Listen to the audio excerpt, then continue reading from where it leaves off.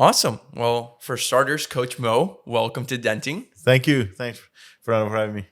I'm super excited. I've been looking forward to this for a long time, if I'm Cool. totally honest. And Yeah. I've admired you from afar. I know of you because I've been friends with your athletes for quite a while, and I've only heard great things. Thanks. So I'm super excited to finally get a chance to talk with you. Well, thank you for having me. I'm excited to talk to you and hopefully give you some insight into various things, Well, sports and that kind of stuff. there's so much to go about here. And I mean, my favorite thing is, to me, sports are a metaphor for life. And I feel like we'll be talking a lot about that today, Yeah. and the deeper meaning behind things.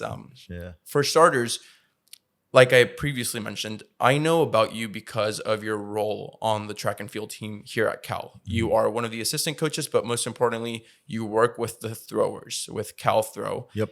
And you happen to, maybe not happen just by coincidence, right? But you work with some of the best athletes, not only at Cal, not only in the States, but in the entire world. I'm curious, if you take your top athletes and we look at those throwers, what makes them special? What makes them stand out versus all of us mortals that are here? Well, everybody's mortal. It just when you look at it, it's a combination of things. Obviously, physical talent is very important. You have to have it. You have to have intrinsic sort of passion for it. And some people are. I've been really fortunate working with a lot of great athletes. They have really good instincts in terms of what they want to do, sport wise. It's a combination of those two things, and also being able to have persistence. Okay, so there's a lot of people that have like the physical talent. They don't have the other two. There's a lot of people that are have super great persistence and great instincts, but they don't have the physical, or they might have something. But just to hit that sort of the three main points that I think are important is that physical talent, uh, mental talent or intrinsic talent, and persistence. Those are the three things that really I think set champions and people that become champions and great athletes apart. And you can see that as they're developing. The great athletes seem to develop at a higher rate, but also as they develop, that there's a kind of I wouldn't say exponential, but it's an accelerated rate of development. So I don't know. Say for example, you see somebody develops maybe say 1% per year, something like that. That's pretty good. Most athletes, it's really awesome. But it's somebody that's like at the elite, super elite level, it was like there'll be 1%, 2%, 4%, 6%, 8%, 10. It just goes up, and obviously there's that point where you reach your physical peak. They get to that at a faster rate, and they maintain at that higher level for a longer period of time than other people, which is just a part of the talent part. I think just the physical characteristics and things like that, but also their mental state, how they deal with adversity, those kind of things obviously come into play, right? And the one thing that becomes more and more important as they're becoming more mature is the focus. Because as you go along in your sporting career, the distractions and things like that come in. Some of them good distractions, life, having a family or getting married or whatever, or just other opportunities, things like that come along, and they can navigate that sort of space, as you say, and continue on their road, whatever that road is. Okay, and be able to manage that. That becomes more important later on. But if you see people that have been really good and developed over time, you can see that in the beginning they can manage the physical development, and as they go along later in their career, they can manage the whole, life in general and their particular sport that they're doing. So from those three that you mentioned, the one that comes to mind for me just right off the bat is physical talent. Because obviously you work through it, like you mentioned, through persistence. But if someone just has that talent, do they necessarily have to work as hard as somebody that doesn't, or no? Oh no, they have to work hard. There's no substitute for. I mean, I think what I always tell my athletes at the Cal, the Division One program, hard work is the buy-in. Imagine if you're going to go play, Texas Hold'em or something like that, and, $10 buy-in, $20 buy-in, whatever it is. Hard work is the buy-in to even get on, just exist in this, to be present. in this level. Okay, so the notion that somebody's more talented, they don't work as hard. There are people like that, but they won't get to that level. Maybe they'll get to that level, but they'll drop out. So the hard work part is that's just a standard. Everybody does that, So I don't think you'll ever see somebody at like, and you hear things. Oh, this guy never did anything, or that guy never did it. That girl didn't, whatever. That's not true. To be at the elite level, that's standard. Everybody's working as hard as they can. Now how you're doing your work, that becomes obviously important. The training and resting and taking care of yourself and all that stuff, but that's also hard work. So I think the effort. So let's say, hey, I really want to work really hard to get good at any, and it goes. I think it goes anything in life. You want to be a good businessman. You want to be a good, I don't know, doctor, lawyer. Good grocer. Who knows? Whatever you want to do, you got to work hard at it. So that's the given. So if you so I don't think it's the matter of them working hard. Everyone does that, even the people that aren't as talented, for example. But it's their ability to adapt and their ability to sort of physically adapt to what's happening, right? So when you train somebody to do something, let's say like I'm going to train somebody to shoot baskets in the backyard. All right, you go out there every day, throw 100 free throws. Somebody who has a very good talent, maybe they'll, you get two kids, for example, so just doing this, shooting baskets. So the talented kid's probably going to start out maybe making 20 throws out of 100. And the other kid might be doing 10 throws out of 100. And then, over time, the person that's very talented, they'll probably be making like 50, 60, 80 times. The other person is still shooting 100 free throws, but maybe they're only getting to 30 or 40. It doesn't make either one less hardworking than the other one. It's just, they adapt quicker to what's going on. So what would happen in the case that the non-talented shooter, the non-talented basketball player in this case, if they are willing to put up 1,000 shots, do you think it's possible to catch up in that sense? Or not? Not really? The reality is that you could make up some ground. You could make up some ground, but to fully catch up is really out of reach. And that's a hard reality, I think. It's a harsh. The sports are harsh. That's one thing we love watching. Pro football, pro basketball, baseball, Olympic Games, whatever. Soccer, World Cup, all that stuff, right?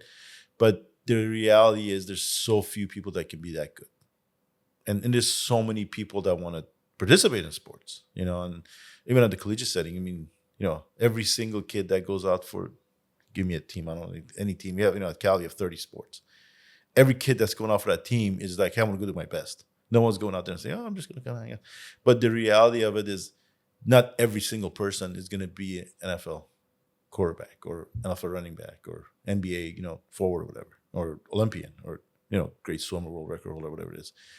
And for a sportman or sportwoman, that the part where you sort of have to kind of deal with that. Maybe you're not at the best level, but it doesn't mean you shouldn't try. It doesn't mean you shouldn't do your very best. See what your limits are. Because there's also a situation where maybe somebody in the beginning wasn't very good, but they stayed persistent, and then all of a sudden later on in their career became great, my favorite example of that is like Tom Brady. He was in college in Michigan, and he was like his second string or something like that, and never started, did anything. And everybody's like, hey, let's go get a job. What are you doing? But then he got drafted to the NFL, and just by luck or, providence, he ended up being in a team that, with Belichick and the New England Patriots, he got an opportunity to develop further, like you said, like the kid taking 1,000 free throws, and he's got to that level where he had enough work where once he got his opportunity to compete, maybe I was giving the greatest quarterback ever, so it's not something that's going to happen right. It may not happen right away. It may not happen in the initial stages. It might take some time, 2 years, 5 years, 10 years, whatever it is. It might take some time, but it's that persistence, that's something that obviously is a factor to think about too. Maybe if you're not successful right away, it doesn't mean you're not any good or something like that. But if you continue and you can see progress, mainly that's the thing that keeps people motivated, is that progress. I'm doing something, I'm getting something out of it, And it's just just that intrinsic reward. Like, okay, hey, I did so much work, I got this out of that, or whatever it is. If you don't, if you can continue to build on that, your likelihood of success goes up. Because nobody can guarantee success. That's one of the things that I think is very important to consider too in sport and anything in life. Nobody can guarantee you success, but you can do things that would put you in a place that you have a higher likelihood of success. So having certain habits, taking care of certain things, doing things certain ways, that'll increase your possibility of success. Because we can never say, okay, you're going to be, I guarantee you're going to be Olympian, or I guarantee you're going to do this or that, or be an All-American, or whatever it is. Nobody can do that. It's so hard to be successful in anything. It's like you start a business. Most small businesses fail. You can't say, okay, well, start a business tomorrow, you're going to be Boeing or something like that. That's not going to happen. But if you do certain things and have some good practices that you can follow, good habits and things like that, maybe that your likelihood of success goes up to a point where you're going to become successful. And then once you feed off of that and move forward. So that's what I think. So it's hard work is the buy-in, talent is what keeps you going. But then to get to the very top, it's those little things, that attention to detail. You got to have an edge. There's something that drives you. There's something that motivates you to get going, that kind of stuff. It's your personality, being competitive, enjoying competition, that kind of stuff, and kind of being a very stubborn person sometimes is very useful. The characteristics of people that are successful, if you look at them, I mean, historically, look back in history, like it was talking to one of my athletes about Thomas Edison. They're building the light bulb, and the guy, they're like, "You're wasting your money. Just throw your money in the trash can." He's just like making that, but he wanted to make that filament light bulb. Yeah, and they went through millions of light bulbs until they got it right. He was a pretty stubborn guy, because then you keep saying no until you get that yes. You got to keep going, right? You got to have that kind of tenacity, and those kind of things are I think it's partially like just how you're made up, your background, your upbringing, people around you, in that environment you're in, what kind of characteristics are I guess how you said that they're like positively enforced, for you, what's something that's expected of you, that kind of thing. If you're in that kind of environment, it kind of helps you. If you have that tendency or the ability to do that, then I want to be aggressive, I want to be competitive, I want to do this stuff. That helps you get there.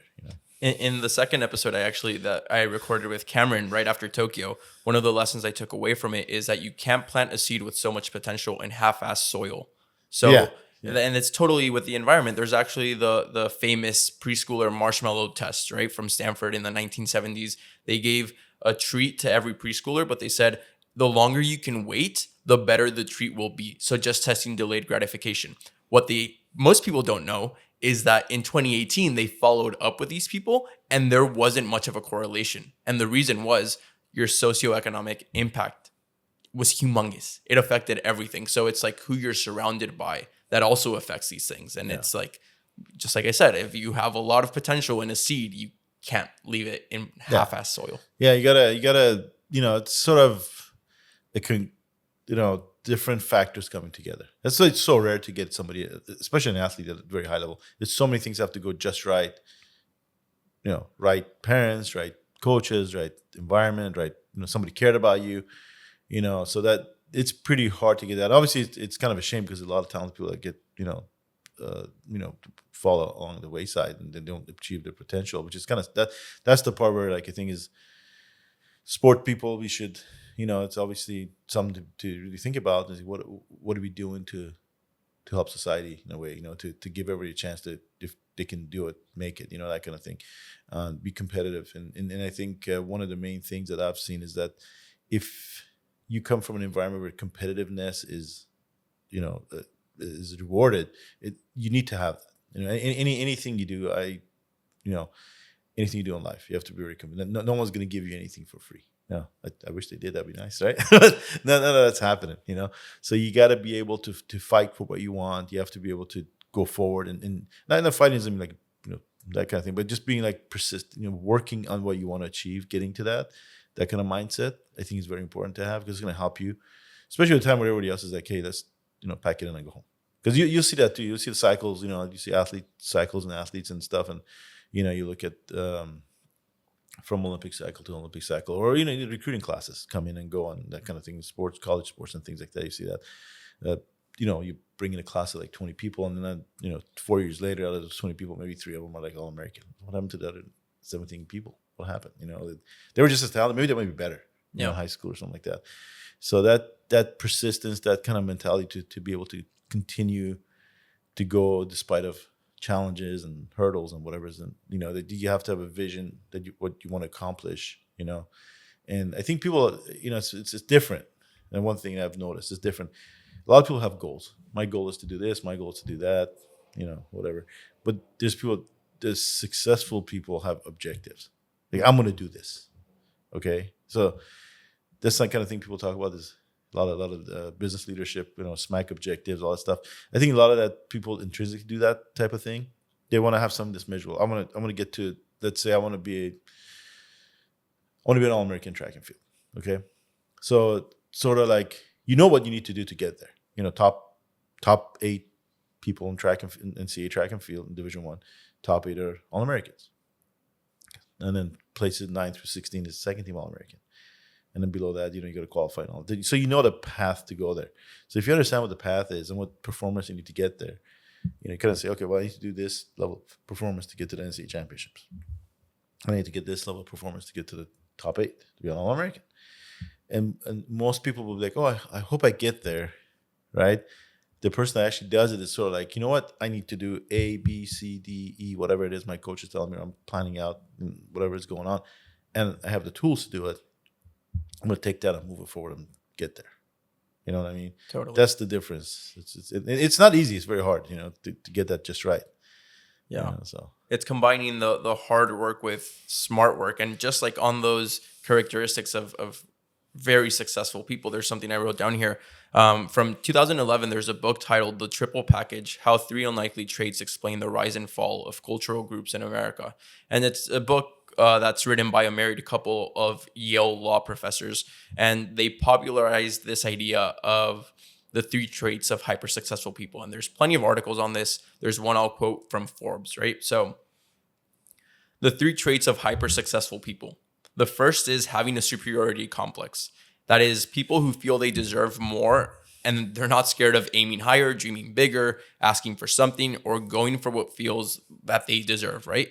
The second is having crippling insecurity, which also seems like paradoxical, but it's those who feel they are not good enough, like they need to prove that they are good enough by going the extra mile, working harder than others, and pushing through the pain, as they know that is the barrier for their comfort zone and a sign that it is expanding. And the third one is having impulse control. It's staying on course and continuously asking yourself, if I do this, is it going to take me closer to or further from my goal? And it's that delaying gratification that enhances the benefits of the compound effect, right? And it allows weaker competition to give up while these people carry on, the persistence. Within that persistence, something you mentioned previously that's very interesting to me. You said good distractions. What are like good distractions? How do you define the difference? Obviously, I'll be the one to name the bad distractions, right? Very obvious: partying, alcohol, bad diet, bad sleep, potentially substances or drugs. Any of that, obviously, it's terrible. But what about the more subtle things? Like, how do you know if a relationship for one of your athletes is a good or bad distraction? How do you define that? I think if it's a positive relationship, it's always good to have a positive relationship. Like, they're supportive of you, your spouse or your girlfriend, boyfriend, whatever it is. They're supportive. They understand what you're going. They understand you and what you're trying to do. That's really important. They have to understand, like, okay, you're doing this, you're doing that, whatever it is. I've had a couple of athletes that were married, along the way. In college, we were married very young and that kind of thing, and their spouses were very, very supportive. And they were like, okay, I want you to, whatever it is you're gonna do. I mean, the thing is, most athletic, that your life as an athlete is very, very short. Okay, if you're, let's say, a really, really high level college athlete, okay, you start in probably elementary school.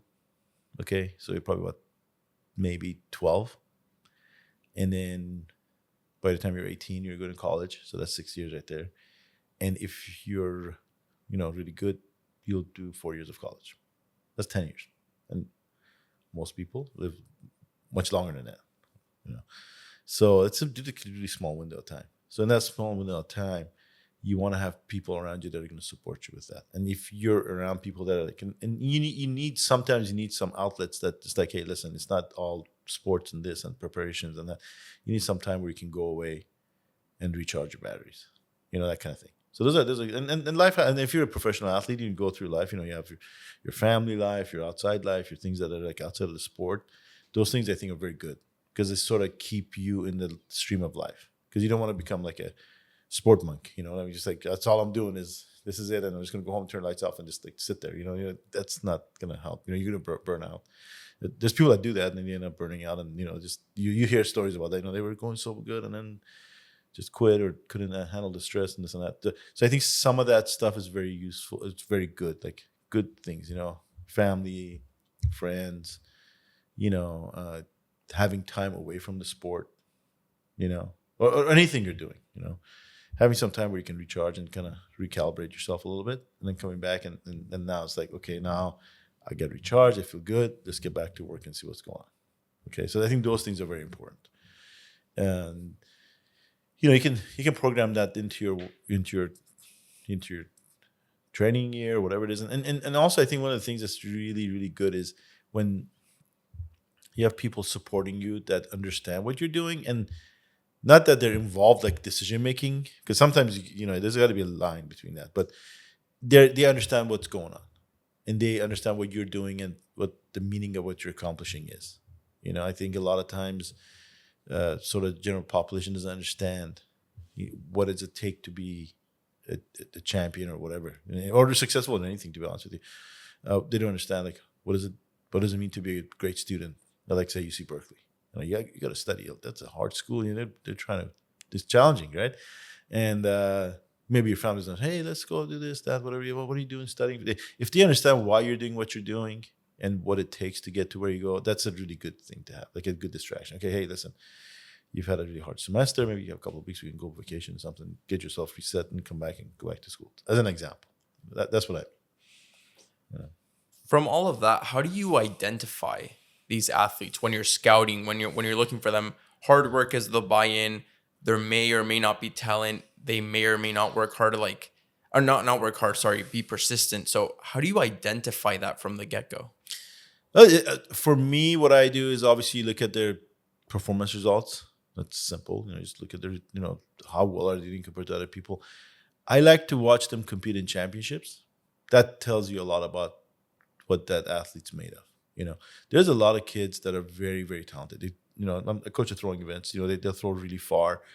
You'll see them having these really nice performance PRs, and that PR means personal record, by the way. If you're in Europe, they call it PB, personal best, that kind of thing. So they'll have these nice numbers and stuff, and you're like, wow, that's great. These guys are throwing really good, or this girl's throwing really well. And what I want to see is what they do. What do they do in the championships? Okay, when you go to a national championship age group, or when you go to a U18 or U20 or whatever it is, or you do make the world U20. And now the way the NCAA is, obviously better be that level, because otherwise you won't be so competitive. How do they compete? Did they make the finals? Did they get on the podium? What's their personality like when they're competing? You just watch that stuff. That tells you a lot about somebody, because that's probably the most stressful point in their sporting career, is at a championship. You know what I mean? Especially for track and field, because you're not near a coach. Your coach is in the stands somewhere. There's like 20,000 people sitting there. You're by yourself out there as a young kid, and you have to navigate that, and you have to be successful.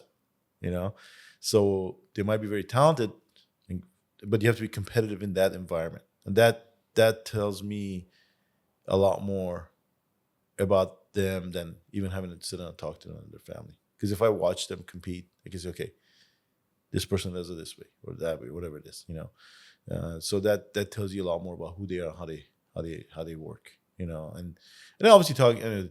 Conversations and that kind of stuff is important too, just to get a sense of what that person wants to do and say. But I think the best way to do is you watch somebody in an elite, championship competition, and how do they first of all getting there, that shows you their ability, and then when they're there, how are they reacting to that?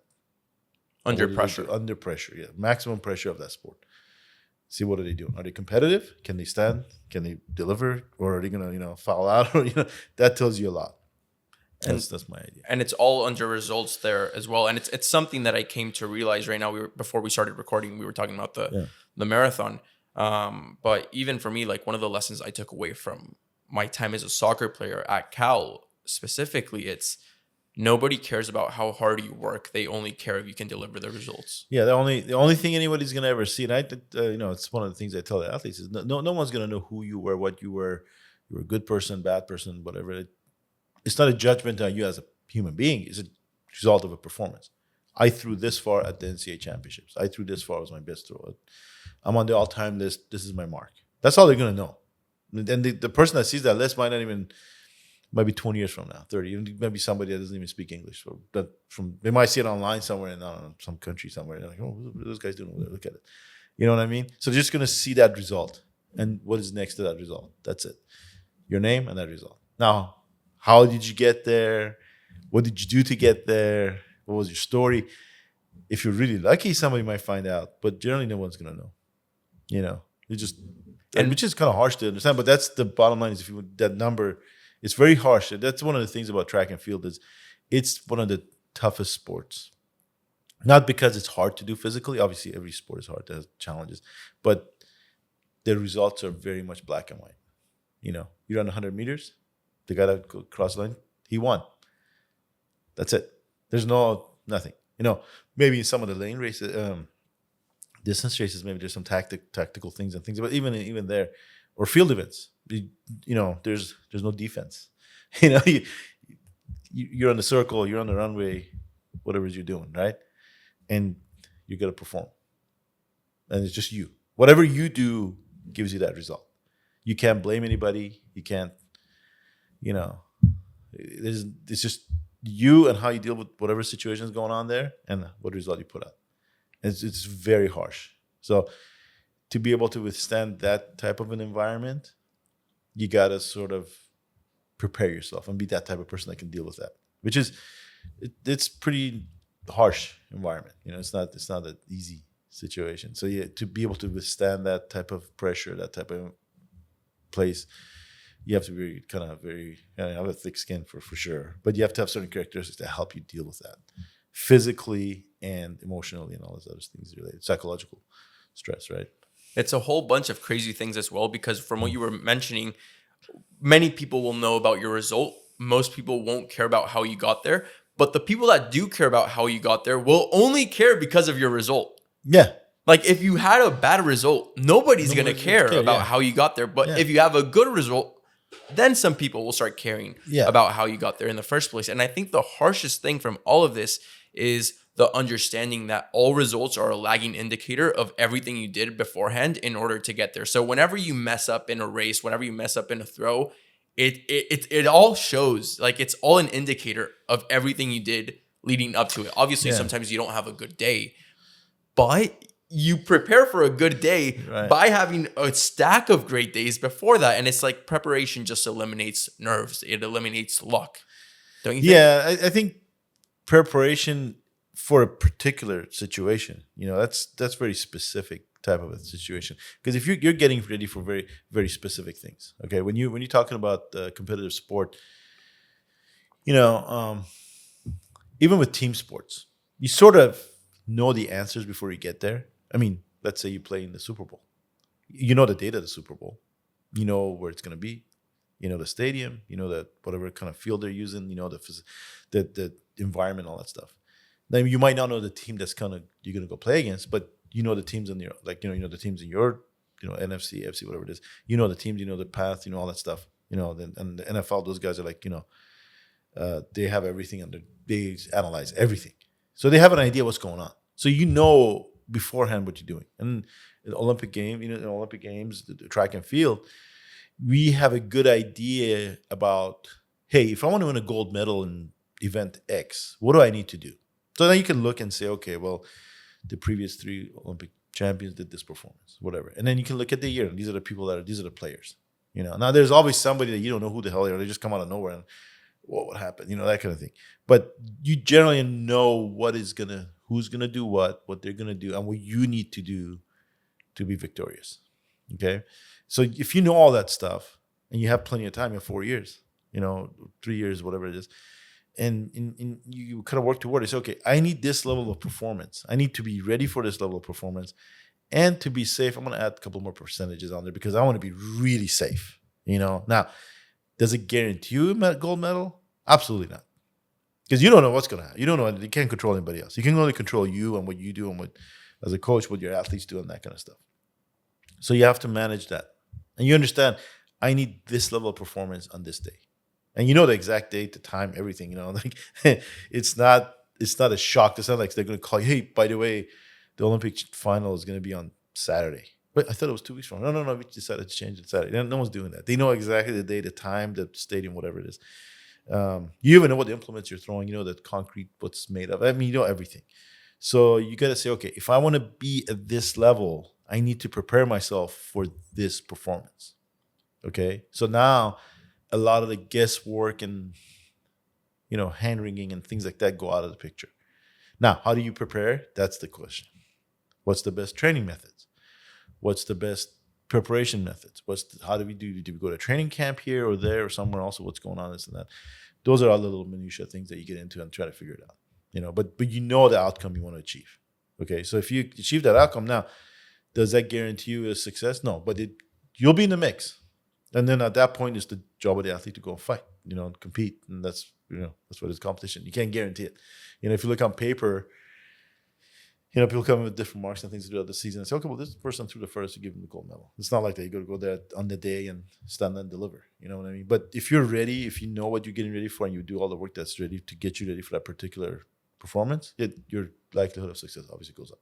I used to think it was somewhat unlucky to be in the Olympics because you could have a better performance at any other time that entire year or in the 4 years leading up to it. But all that matters is how you perform on that day. And it wasn't until I understood that it's not about preparing to have it's not about preparing enough to perform at your best on that specific day. It's preparing enough to perform at your best, even on your worst days. And that's what makes the difference between the consistent champion and somebody that just had a one-hit wonder type of thing. You need to work. The main thing is, if you look at I think it goes for any sport, but specifically in track and field and then throwing events, the people that have been successful, if you look at the history of it, are people they have very stable performances. They're not fluctuating a lot. It's just very stable. They're very stable throughout their careers. They're stable season to season. That particular season they were a champion or whatever it was, they're very stable. I think not that they were at their best all the time, or at the cutting edge of the sport, but they were very stable. So when the games came along, they could deliver. Now, for me, the ultimate example of that is a man named Al Order, 4 times gold medalist in the Olympics, discus, which is discus throw is probably the embodiment of the Olympic ideal. You got the sport part, physical, you have to be strong, fast, explosive, all this stuff, but it's very much an art form because the throwing the discus is a lot to do with how you feel the implement and how you coordinate yourself. So the technique is important, but how you put it together is also important. Okay, and putting all that together, and the discus itself is an aerodynamic foil. Okay, so it looks like basically a really heavy frisbee when you're throwing it. It's 4 pounds for men, 4.4, 2 kilos for men, 1 kilo for women. And you got to throw this in a stadium.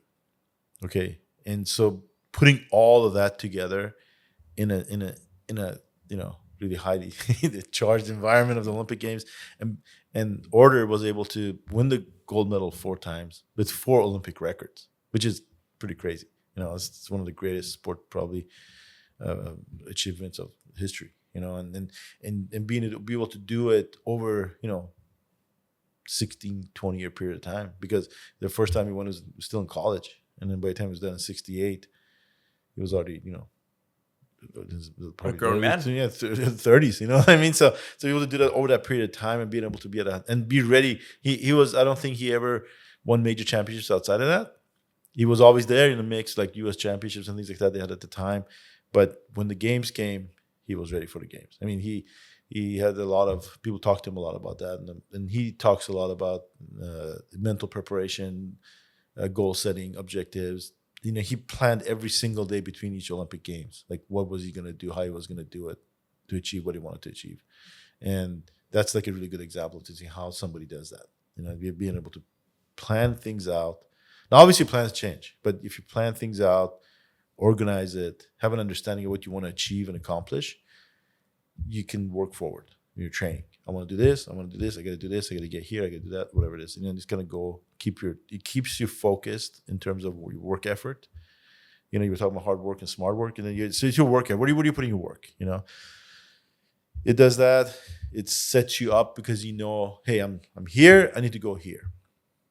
I need to go somewhere else. That we're moving towards some target. And that helps people stay focused. That's one of the things we're talking about, that intrinsic ability. Really good athletes have a very good sense of, okay, I'm here today. I'm doing this, whatever it is I'm achieving at that particular time physically.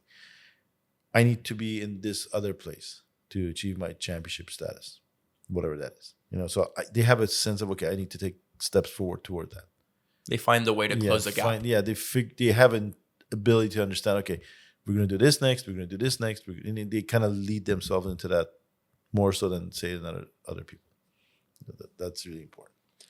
How does one define success in this case? For multiple reasons, right? To me, success is as simple as getting from point A to point B, but I don't think that's fair specifically when talking about the Olympics, because there's so many factors that go into it that are out of your control. And in this case, I think there's two. The first one is, let's talk about just on the track or in the throws. It is you against you in terms of how far can I throw, how fast can I run. But then there's also the competition. And to my understanding, I think the best strategy to a certain extent is maybe just focusing on yourself. Is that the case? Or do you want to focus on your competition as well? For example, in soccer, that's not the case. Like, you're thinking about your competition all the time. Yeah. So that's why I'm asking, like, do you want your athletes thinking about competition or just on themselves? I think you have to have an awareness of what's going on. You can't be in a bubble. That's not. And I know people will say, oh, just in the zone or whatever. No, you have awareness, the situational awareness. Like, hey, I'm in a competition. This person threw this far. This person threw this far. It's not like you're sitting there watching them like, oh, look at you. You're not doing that. But you're sort of in your own zone. And that depends on the person too, your personality. Okay, so your personality is very important because you have awareness of what you're doing and you have awareness of what they're doing. Okay, but when you go to perform, I'm going to go, throw the hammer, throw the discus, or shot, or javelin, whatever it is. You know what I mean? You're in the moment. You have to be you have to be in the moment. That kind of Zen philosophy, the presence of the moment. There's the past, there's the future, there's you. You're here and you're doing it. You're actually like you're awake. That's what I say. You're aware of your surroundings. You're in the moment. You can do things that affect what's going to happen. You're not like it's not like you're sitting at home watching a movie. You're in the movie. You're like the star or whatever. You're the main character. Yeah, you're the character. Well, your own main character. Obviously, other people have their own movies too. So you're in the middle of it. So what do you want to do? You know what I mean? What did you want to do when you have this opportunity? Because not everyone gets this opportunity. So I think when you're asking about success is let's say making the Olympic Games, being selected to a team. Okay. You got to be really lucky, especially from the United States or a major sporting country. To get to that level is absolutely astronomically difficult. There's so many people. There's so many things. So you get there. Just to be able to get there, number one, that's a success. But it's not the ultimate success, but it's okay. You got there. Okay, the next question is qualification for gold medal or medal rounds. Can you survive the qualification to get to that elite championship round? Okay, that's another success. Okay, we got here. Okay, good. The next question is, can I get on the podium? Okay, so in every single event in track and field, there's only one gold medalist. There's one silver medalist, one bronze. So 3 people get on the podium. Everybody else, you get, congratulations. Now, does that mean everybody else is a complete failure? That's not true. That all those people worked their lives for it. Does it degrade the value of their your performance. I don't think it does. Some people may think it does, but it doesn't. You know, even if you're like 32 people go on a field event. If you're a 32nd place person, you know what? There's only 30 people in the whole world that got there.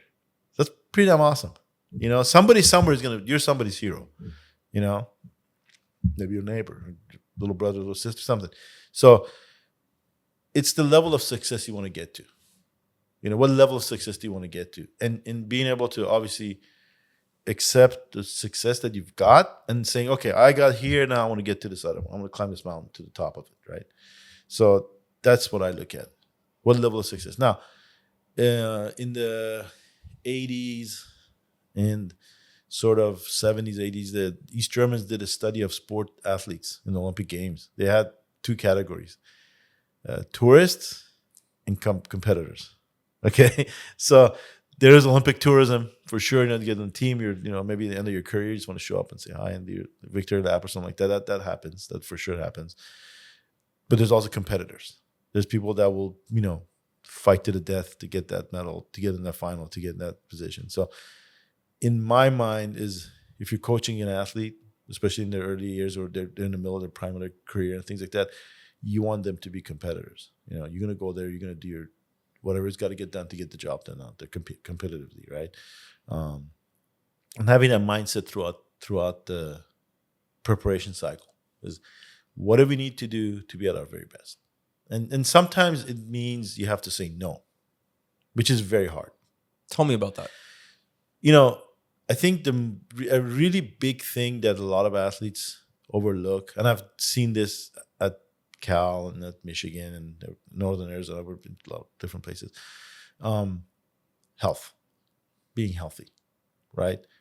Not being injured, not getting tired, not, just because I think that working hard work kind of thing is, yes, that's true. You have to work hard, but you have to recover too. Okay. So that becomes something that's very important, learning to say no. Maybe sometimes you got to back off the training. Maybe sometimes you need to take a day. Maybe sometimes you need to change things. Being able to be flexible and having alternative plans, which is very important. I think successful athletes, you'll see most of them are able to sort of kind of work through those challenges and not being so rigid. And I think who's the famous tennis player from Croatia? They just won a championship recently. He's won a lot of championships. Not Djokovic, I think. No, yeah, he's Serbian, I believe. Serbian, yeah, Serbian. Okay, so he was a major tennis player. I was very interested because he wins so many championships, and I was like, what is this guy doing? He's got to do something. Because tennis isn't easy, not no sport is, but that's to be able to be at that level and he's that period of time. Yeah, and he's very good. Just for context, because I'm somewhat of a fan, not humongous, but for context, he's 37 right now. Right. Wimbledon just happened, and he was in the final competing against a 21-year-old. Yeah. So how can somebody do that? Like, what did they do to do that? So I started kind of reading they have like interviews with him and things like that. You getting some ideas, and it seems like he's very focused on what he wants. Like, there's these championships that happen. Like, what is it called? The tennis series, whatever it is, the grand slams, and he's very focused on those. But not every single one of those comes out to be the way he wanted it. He had to change his tactics, or he had to change something, or he got injured, or something happened, or it wasn't. They always see how he sort of can adjust to what's going on. If you read his articles over a few years, like over years, that's what I usually do. I kind of look at great athletes, and I'll read an interview with them, like when they were like rookies. Then I'll read an article later on when they were like middle of their career or something like that, or they won something or something, or maybe things didn't go well, they failed or something. I'll read over time, like they're kind of get a story of what was going on. And maybe you're not getting the full picture, but whatever they're saying, you kind of get some ideas. Okay, this is how they approach this, maybe, or this is how they approach that, or something else. And if I get a chance to talk to somebody like that, that's a great champion. Ask him questions. What were you doing when you were in this stage of your life? What were you doing when this happened? What were you doing when that happened? To get an idea of like different strategies people used to go through whatever they went through. I think that's very important as a coach and as somebody you're going to guide other people to have some library to work with. Totally. Yeah, I think something that's super interesting as well, like specifically there, it's a note I have to myself that says, You don't need to reinvent the wheel to be exceptional. You just need to commit to doing the basic work every single day for an extended period of time while embracing delayed gratification. So is it that these athletes, do you think they're just truly special, or is it that they mastered the basics for a long period of time and that's what makes them special? I think what would be the way to describe it is a little bit different than that. Okay. And you're saying like delayed gratification. If you're working toward a goal, if you're building a house, right? You want to build a house, you put the wall up, and put you put the foundation, and that's gratifying. I built a foundation. I don't have my house yet, but I have the foundation down, right? So that was good. Come back the next day, build a wall. Hey, look, I put a foundation and a wall. Pretty good. Good job. Okay, next day you come in. It's raining. Crap, I can't do anything. I'll do something inside, right? You did something, right? As long as you're always doing something toward your goal, that in and of itself is a little gratification, like little snacks. Like you might get a big steak at the end. You might have you have a prime rib dinner coming up, but you might get a little appetizer here, a little taster there, or something like that. You know what I mean? So these little steps that you're taking every day, or every training session, or whatever it is, those are little gratifications. Saying, okay, you did the good work. That was good. Congrats. You're a step closer. You know what I mean? So you gotta look at it like that. It's not like, oh, I'm gonna be suffering and miserable, and I just like torturing myself, and I'm gonna go up in the mountains in Tibet somewhere, and I'm gonna be away from civilization for 4 years and just struggle in the snows and then all of a sudden I'm gonna come out of the mountains and win the gold medal. It's not like, I don't think that's not how it is. It's every little things that you do. Hey, you did this technical point good today. I was talking about Camryn. We had a really great workouts the last couple of days, and it wasn't big things that we did, just little things. Hey, that was really good. Got better throws. Hey, great job. Now we're a step closer to what we want. And especially for her, actually, it came up in my memories today because obviously she's coming on the podcast later today, and it's exactly 2 years ago today that she medaled at Worlds for the first time ever. And to think of where she's at in these 2 years, not even that, 3 years ago, Tokyo, and that was a huge deal, top 5. Then the year after, top 2. The year after, top champion. Yeah. And now it's like, all right, going into Paris. What are we going to do? Yeah, and it's going to be a big... But that's a percentage. From 5th to 2nd to 1st to back to the Olympics, those are tiny percentages. I know there's been PRs since, obviously, right. But those are tiny details every single day that just add up. Is it? Yeah. Do you think it's... So seeing progress is what keeps you motivated, but do you think any progress is good progress whatsoever? Like you could have a bad day, but that's still progress. Does that help? Yes, because the reality is you're going to have a lot of days where things go crappy. Absolutely garbage. I mean, you're just going out to practice and why am I out here? Drive back home. Yeah, everyone has that in their work life or whatever, you're doing something. There's going to be a lot of those days. But what you want to do is you want to have more good days than bad days. Because bad days, there's no way to defend against them. You can do everything. You go out there, you can't control it, whether it rains or, I don't know, you just go out and you just don't have a good feeling. When I was really when I first started coaching, I got a chance to watch the guy that had the world record, Jürgen Schultz, practice in Germany. It was incredible to get a chance to see that guy. He was just a legend. And he came out there and, he had a cigarette and he does some drills in the circle and he's just shaking his head. I was like, my German's not very good. I asked my friend as a coach. He's like, what's going on? He's like, he's not. His technique's not good. And I watch him. That's pretty damn good. If I was a discus thrower into that, I'd be pretty happy. He's like, no, it's not good. So he just looked around a little bit and I don't like it. Left. We're like, well, what happened? He just left. Okay, so then did my practice and whatever we're doing, and then come back in the afternoon, back out there training, and he comes out and it looked exactly the same. He's like, oh, this is good. He starts doing a full practice for 2 hours. So it could be that you have a bad day or something's not good, but you got to find something good to work toward. And I got to talk to him in the weight room and stuff, and he's like, sometimes you just gonna have a crappy day. It happens. And you just got to work yourself around and get around that. Figure out something you can be good at that day, whatever it is, and take a step forward. Yeah, I think something that may be completely obvious to athletes of this level is you just find the way to get around that whatsoever, versus the average person that's just like, oh, I quit right on the spot, which is, like you said, you're not even in the conversation at that point, obviously. The thing is with these guys, and these girls that are at this level, they're very, very tenacious, and they're very stubborn. And they want, and that's something that you have to have. I mean, this is not like, It's a superiority yeah, complex. In a way, yes, you have to have a chip on your shoulder. Obviously, you don't want to be arrogant or anything like that, but you definitely want to have a chip on your shoulder. You want to be in there fighting, and the mindset has to be that the mindset has to be, I'm going to go, and then you have people that saying, okay, wait a minute, now you got to rein it in a little bit. You know what I mean? To me, my best coaching relationship with athletes is that I didn't have to motivate somebody to go. I had to sort of say, okay, listen, that's enough. Let's come back down a little bit. Let's cut it. Let's take a step back. You know what I mean? They want to go, you control that. That's the best type of result you get. And then at the point, the athletes understand, okay, what I can and can't do, and what their limits are, and that kind of stuff, right?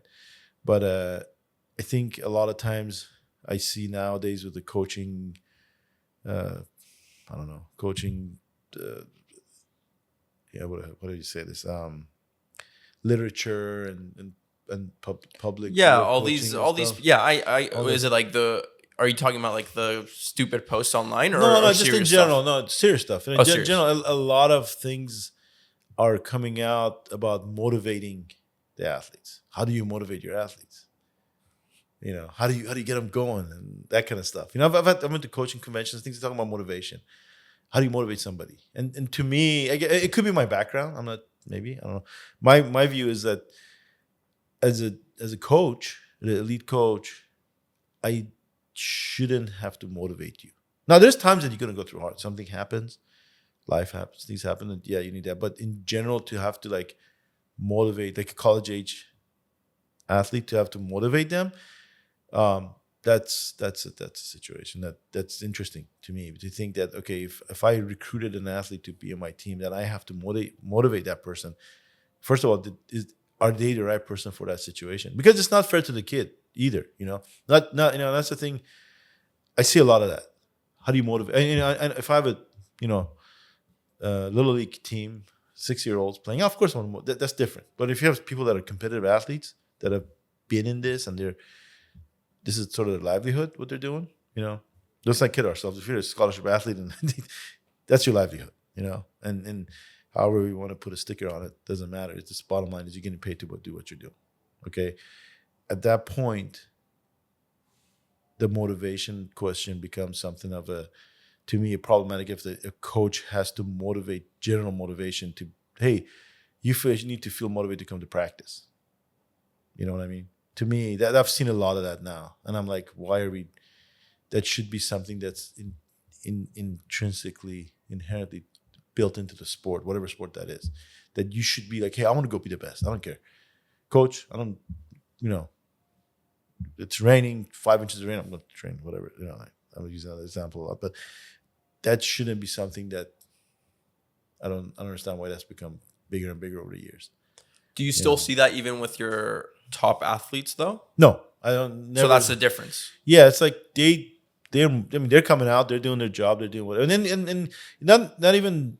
It's a certain type of person that wants to be successful. Yeah, and that's something that should be rewarded. I think that's the best to me, to motivate somebody. If you reward the people on your team that want to be good, everyone's like, hey, that guy, that girl, they're in it 100%. And coaches, they get to travel, they get to this, that. I should do that. You know what I mean? That, to me, that's what I think. Tim Grover is the coach to Michael Jordan when he first started working out, because back then they weren't lifting as much. And so he worked with him, and then he also worked with Kobe Bryant, and he would talk about the differences, right? It's like he would have to tell Kobe to stop all the time. And it's one of his quotes, because he has 2 books. And one of his quotes is, let's see, I have it right here. Interested people watch obsessed people change the world. Yeah. Interested people watch obsessed people change the world. And I think that's the difference you're talking about. It's just, are you interested or are you obsessed type of thing? And it's not common. It's not supposed to be common, I think. But I think I'll say this because it's my generation, right? I do think it's definitely gotten way softer. Like you look at people sometimes and it's like, what do you mean you can't just show up on time? Or like, what do you mean you can't just wake up and get to practice or wear the right uniform? For us, like on a team, it's like, dude, everybody else is wearing the uniform. What do you mean you think you're too special? What do you mean you don't have to work like everybody else has to work? But no, but I want this. And it's like, I think that's the problem with my generation. I think everybody wants the benefits, but nobody wants to put in the work. And those that are willing to put it in, like you're talking about, they get rewarded most of the time. I think you're talking about your generation now because you're in the time of your life where you're going up. If I think about the time I was in college, the same conversation. So it's the same thing, because many people say. Like, I think I've talked to people that are before me, like coaches and stuff. They would say like, "Those guys are lazy and this and that." And, so it's the same thing. It's just sort of kind of looking at it and saying, okay, as an organization, like when you're running a team, it's an organization. Okay, whatever that is, like now, I don't know if you know who Jack Welch is. The GE, he was CEO of GE for a long time, and he was an engineer and then became that. So it had something interesting. He did some things that were very harsh and stuff. You're a CEO of a major company, you have to do things. But he always says, this kind of this curve he had. It's like you get the tip of the arrow. Those are like those are your. Yeah, I don't know how you put it. Like Elon Musk's and people like that are just gonna do crazy things for you and for your company. They're gonna make billions of dollars and that. And then you have your people that are in the middle. They're like your workers. They're working hard. And you sort of have that tail where it's like that last. They're kind of dragging.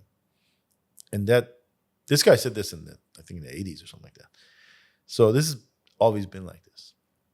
And not that any generation is better than another generation. I think challenges are different. Obviously, different things happen in the world. But I think overall, if you have an organization and you have a culture, and your culture tells you what is acceptable and what's not acceptable, overall, and that will sort of get people into that mindset of, okay, wait, this is the way we need to be to get whatever it is that we're going to produce. Because if you're a sports team, your product is your results. If I'm a coach of throwers at the Olympic Games, my products are, performances and medals and all that stuff. That's my product. What do? I make these things, And that, so that kind of thing is part of a cultural thing and I don't particularly think it's any generation or not generation, whatever it is. You can learn that and you can grow that because people that are competitive are going to be competitive no matter what. So that's that mindset. There was something interesting. I was watching a video one time. It was a film about NFL coaches. It was on ESPN or something like that. I don't remember what it was called. It was a long time ago. And they were talking about how do you go and get an interview for a head coach or this or that or whatever. And they were asking one of his famous guys. I don't know if it was the guy from coached at Washington or somewhere. I don't know what it was. And the coach goes, you know what? I don't have a resume because I just tell people, look at what I do on Sundays. That's my resume, And I thought, man, that guy's badass. You know what I mean? That was that much confidence. And I thought, as a coach, I was a young coach. I want to be in a position where I can say that. Like, you want to know what I do? Look at the results from the last World Championships.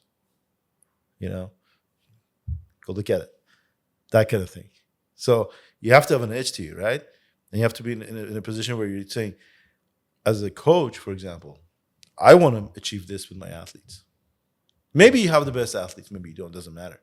But that's what you want to achieve, And as an athlete, it's the same thing. I want to be a world champion. I want to be an Olympic champion. I want to be a record holder, whatever it is. Maybe you get there, maybe you won't. But if you work at it, chances are at some point you can get close to it, So that's what I think. So this may sound strange, but just hear me out. Sure. You win at life by not losing.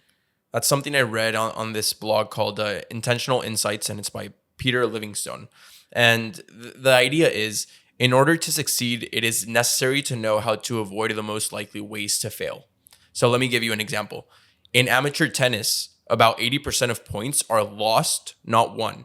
Lost points are those resulting from a player making an unforced error, such as hitting an easy return out of bounds, rather than hitting a brilliant shot that is impossible for the opponent to return.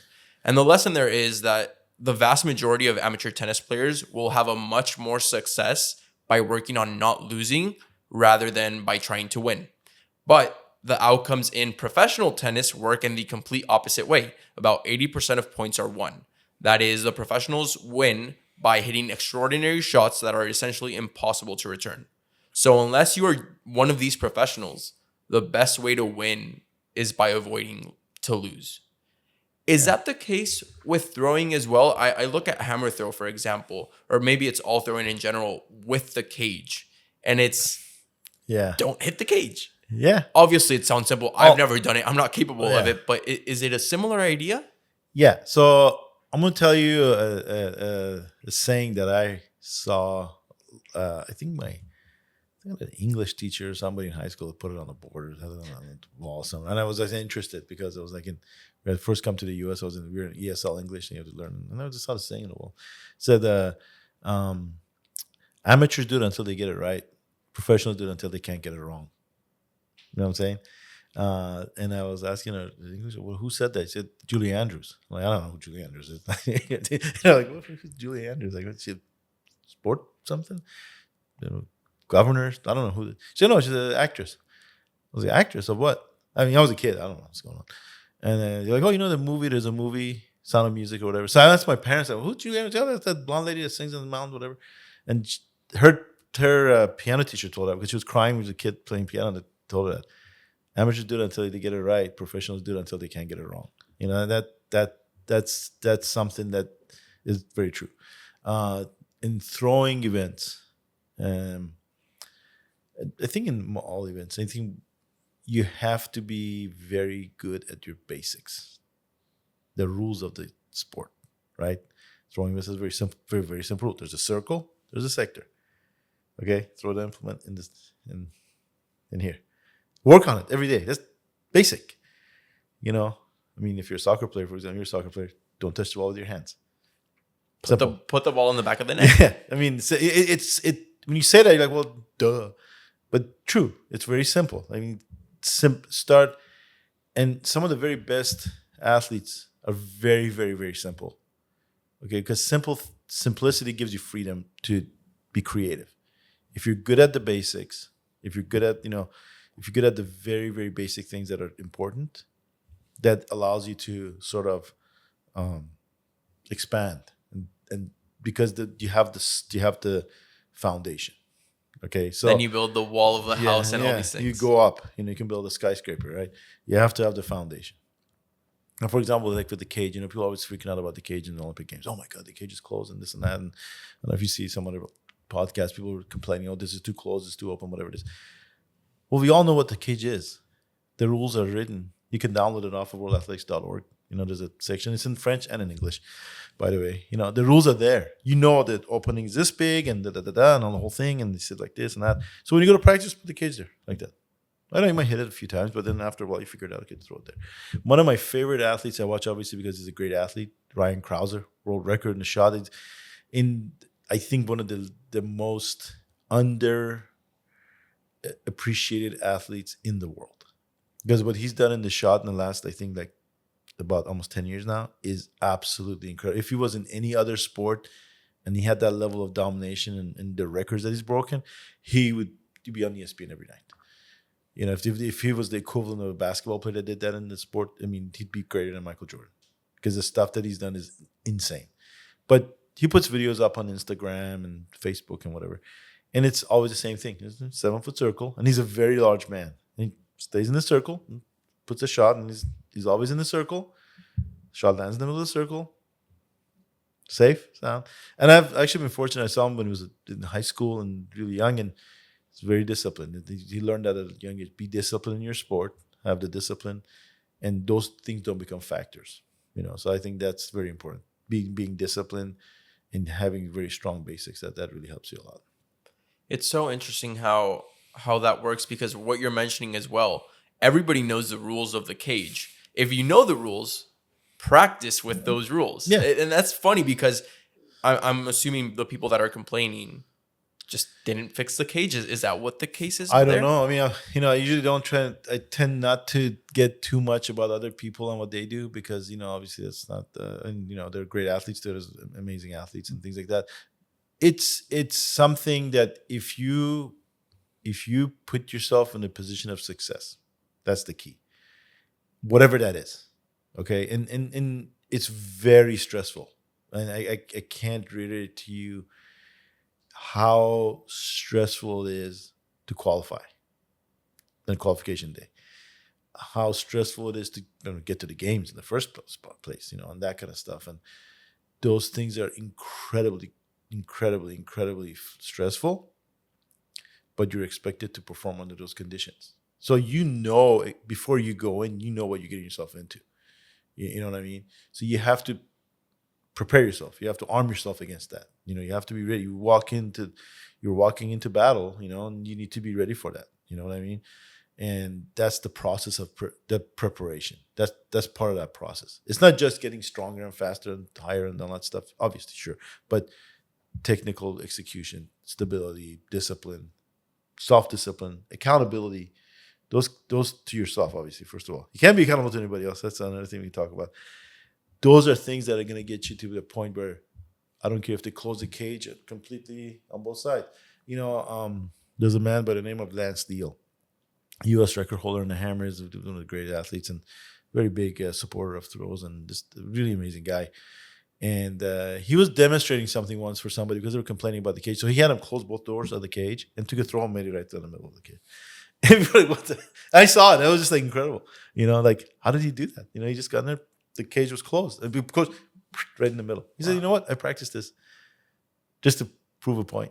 He was that stable that he could do that. It's wow. So yeah, you can do that. And that's something that I think is a part of the sports factor of the sport, and you gotta learn how to. If you can't do that, then life gets very difficult for you, especially if you're a hammer thrower. It's crazy because, well, I mean, for starters, I think it's important for me to clarify. I've never even been in that situation. I probably never will be as an athlete. So like putting that out there, right? But there's this phrase that's coming up a lot recently, at least in my life, that says, don't complain about having too much food on your plate when your goal was to eat. And it's a similar situation. I don't know if that's... Yeah, always be grateful. Always be grateful for everything. It's my just life story background, all that stuff. You don't know what's going to happen tomorrow. You don't know. You got to where you got, whatever that is. Be grateful for that. Be thankful. Always humble and thankful. Everyone's blessed. Even though things may not be going as good as you want it to go, it's better than what it could be. You know what I mean? And that's something to be always grateful for, and always come to your destination from a place of gratefulness, place of gratitude, towards all the people that are in your life and opportunities you've gotten. Make the very best of that opportunity, because you may not get that opportunity again. You don't know what's going to happen. So being in that mindset, I think, gives you a big energy, because now you're like, hey, I get a chance to do something I want to do. I'm going to show people what I can do. You know what I mean? I always tell kids, a coach, my coach told me this, Lloyd Higgins. He was a coach at Citrus Community College when I went to community college. And we were always complaining, we don't have this, we don't have that. This other school has fancy this, that. He's like, listen, it doesn't matter. We were bitching at one day to coach, we don't have that stuff and that, and rings are crappy, and we don't. And he'd make implements for us and all that stuff. And he said, you know what? It doesn't matter, because everybody throws from a 7-foot circle when they throw hammer, or discus is a 2.5 meter circle.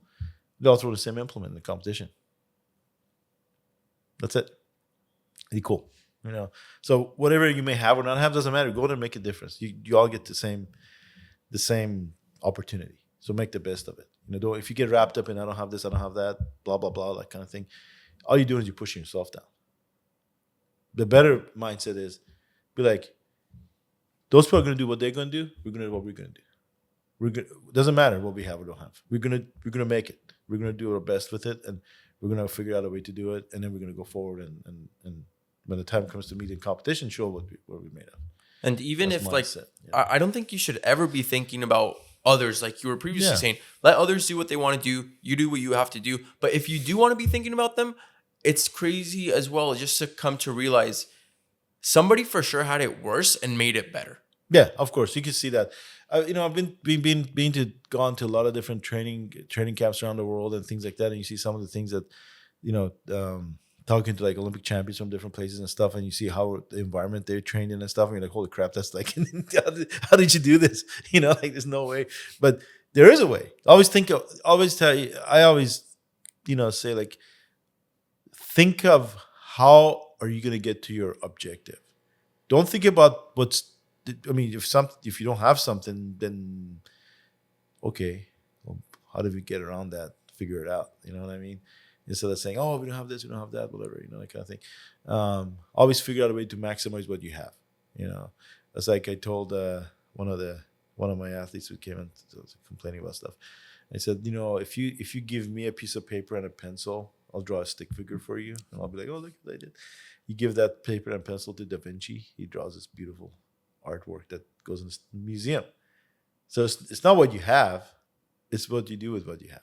Yeah, winners see solutions where anybody else sees obstacles. Yeah, so that kind of mindset is very important to have, because you're not always gonna have everything, and you gotta figure out your best to make it happen. Because at the end of the day, you don't want to get to that goal. You want to get to that. You want to get on the podium. You have to be able to adapt, and you have to be able to overcome and be victorious. And that's something that is very. I would say it's a big fight. Yeah. With all this repetition that it takes to master the basics, what if I told you that being bored is good? Like, because it means that nothing bad is happening. I think iteration is boring. Most people don't like boring. Few people are willing to put up with it, which is why iteration of the ordinary then transforms into the extraordinary. And you must embrace the mundane to achieve the extraordinary. Then the boring work leads to the sexiest results. How do you deal with athletes when they're in that stage of boredom? And this comes from something that I texted to my mentor in running, who is one of the Cal long distance runners. And that's what he replied in the text. He just said, bored is good because it means that nothing bad is happening. You already talked about not having to motivate these athletes, but there are some days that it's like, well, I'm doing the same thing over and over and over again. How do you help them push past that boring stuff? I think the part where you say it's boring is it's true. Some of the stuff is just like you're like, oh my God, it's boring for me to watch it over and over. It's like I always tell my throws, I want it to be like a photocopy machine. You get a good technique, I want to see it over and over and over. It doesn't matter what it's just over, boom, boom, boom. 10 throws, 50, 100, 1,000, million, whatever it is. I think what you need to do is when that happens is that saying is, okay, right now you're doing the work, but this work is getting you somewhere. Having little signposts, right? You were saying the little snacks, like, oh man, I gotta run. You're getting ready for a marathon, which you probably put in like tempo runs, like 10 miles, 12 miles, whatever it is you're doing. That's boring. You're just going, right? But you say, okay, I did this, but what did I get out of it? Oh, my efficiency of running went up. My heart rate result went down because I have a more efficient cardiovascular system. Aerobic power went up, right? Those kind of things. Those are little things, it's not really exciting. My VO2 max went up 0.001. Oh crap. Okay, that's great. But hey, I did this much work. That's hard work to get there, it ain't easy. So having that kind of like little mini objectives, micro objectives or something like that, I guess you could call it. Oh man, this work sucks. But I get to this little spot right here. I wasn't there before. That's good. So that kind of gives you a little mini motivation for the boredom part. Because I think a lot of the boredom becomes that they become stagnant. Because they I've done this, I've done that. You always have to have some kind of change, something. You gotta be good at something. You don't have to be good at every. It's not the same things each time. It's not even in the same categories each time. But you got to be better at something as you go along. And that's one of the things. The man that had the world record in the hammer throw. We talked to him, Yuri Sadiq. He was the greatest hammer thrower of all time.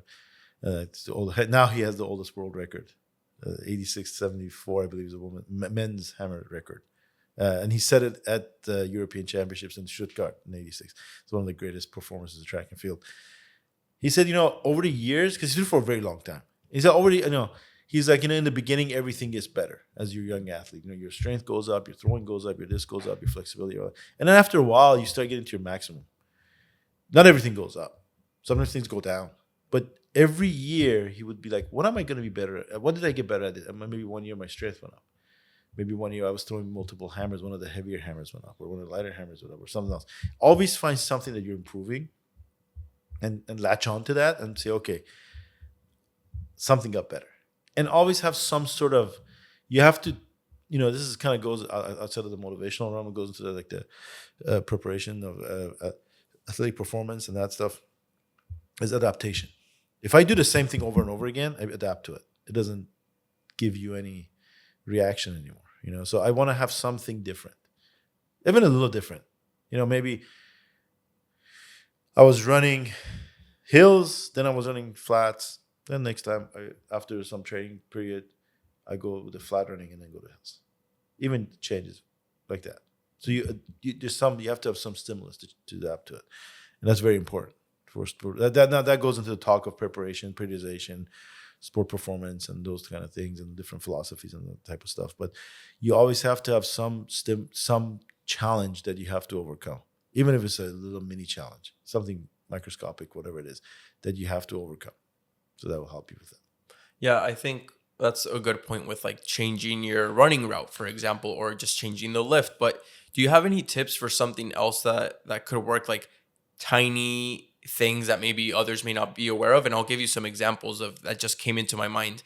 I like this morning, and it's a little dumb thing, but I got so excited because like my whoop was measuring and my HRV, like literally what you mentioned, it went up, and I was like, whoa. Or my what was the other one? The VO2 went up by 1 point, and it's been so long. And the reason I'm bored right now is my summer miles, it's just like the same distance for a long time just to build a foundation, and then my next race isn't until December, and I'll start building it like in September. But for 3 months, it's just every single day 10 miles, and then at the end of the week it's a half marathon, and that's it. And it's just over and over and over again.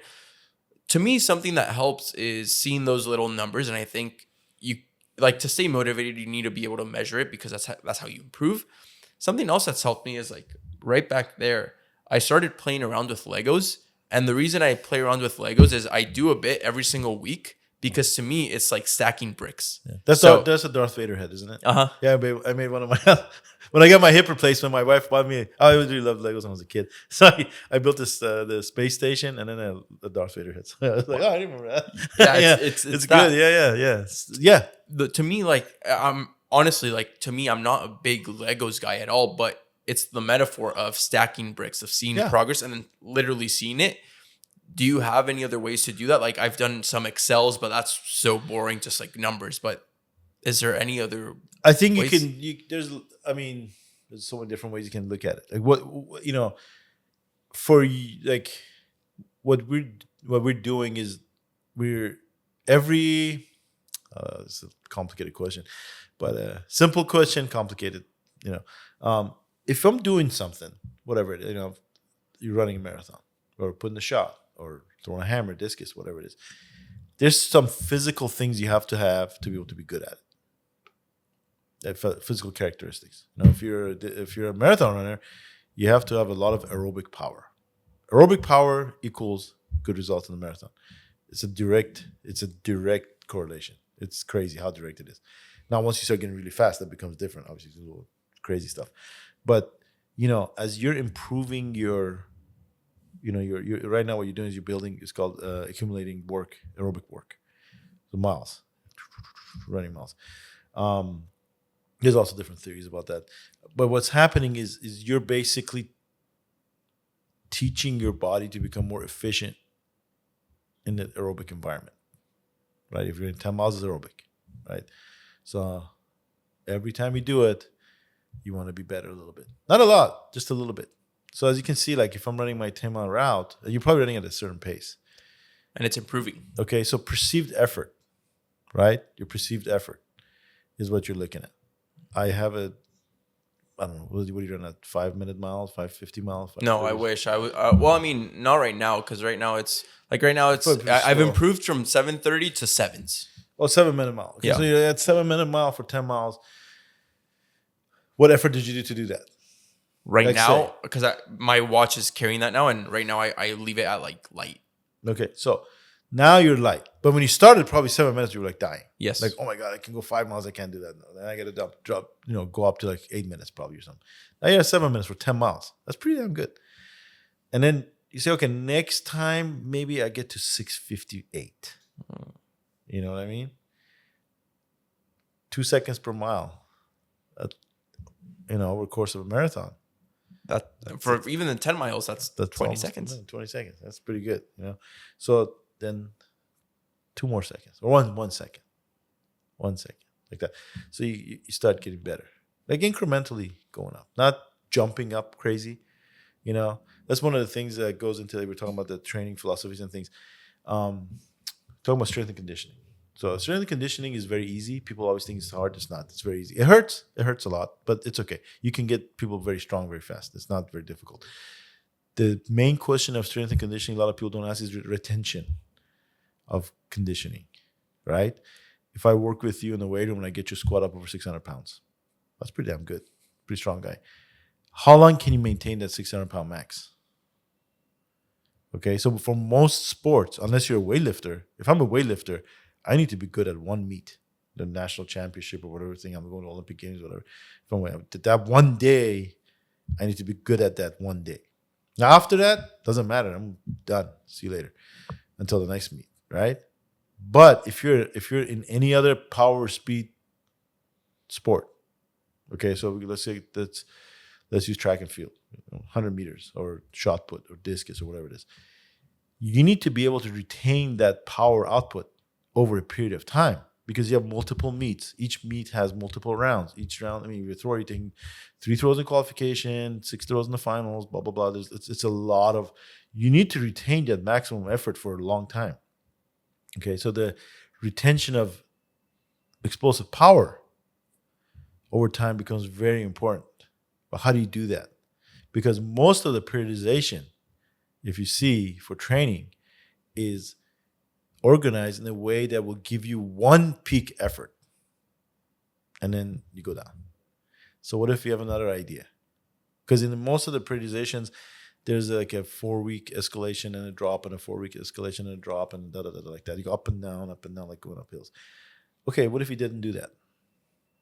What if you went forward in a very kind of that angle of performance is not like a steep angle. It's a little bit over time. Incremental increase. Maybe not 5% per week or 10% per week.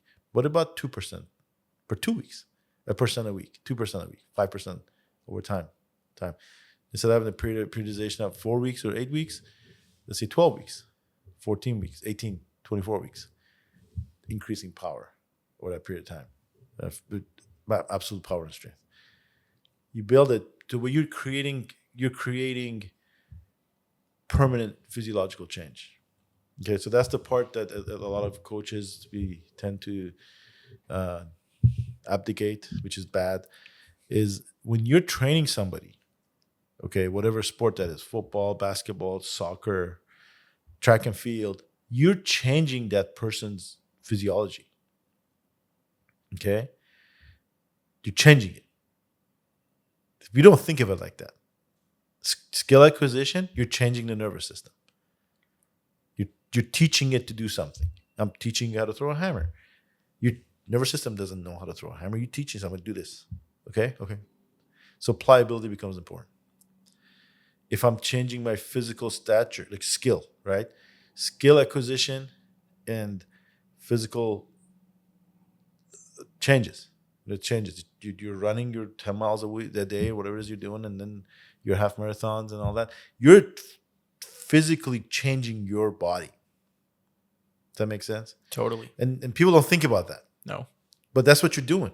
You're changing how your heart works. You're changing how your vascularization is in your muscle. You're changing the muscle type fiber that's being promoted, right? If I'm running distance running, like most people in population is 50% type 2, 50% type 1, right? Muscle type. If I'm running marathons, I need the type 1 aerobic muscle. with a lot of mitochondria, red muscle, right? I'm running. So I'm telling my body, hey, listen, I'm going to run 10 miles. I need this muscle fiber.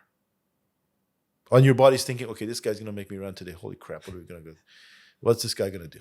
I need more red. Hey, make more red muscle because this guy's crazy. He's going to go make us run again. Adaptation. You're changing your body. Okay? So to do that, you're talking about boredom.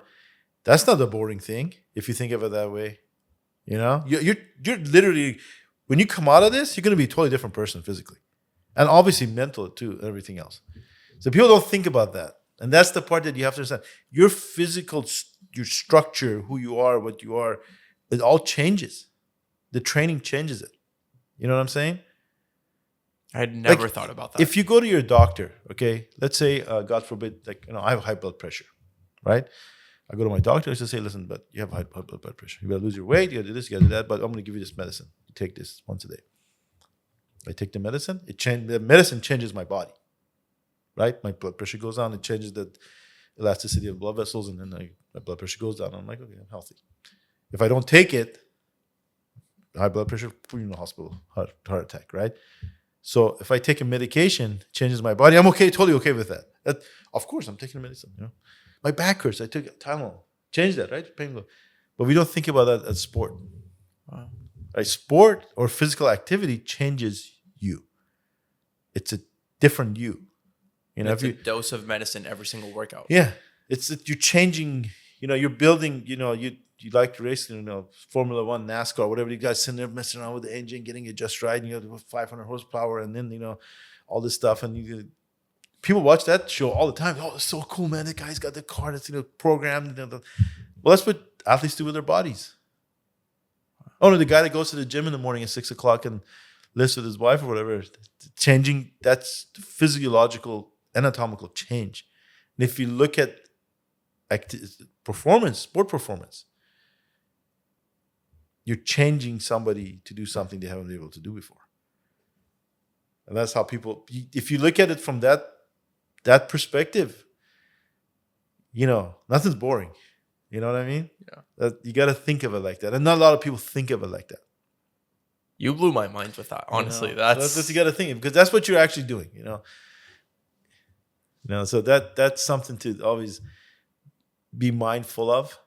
So the boring part is like, what? I'm doing 10 miles a day. It's boring. But guess what? I'm building my, rally car right now. You know what I mean? As an example, so that's kind of how you got to look at it, In terms of goal setting, there's this one quote from the author, James Clear, from Atomic Habits. He says, goals are for people who care about winning once. Systems are for people who care about winning repeatedly. Okay. I will say a story for you, which I think is one of the kind of things that changed me as a coach.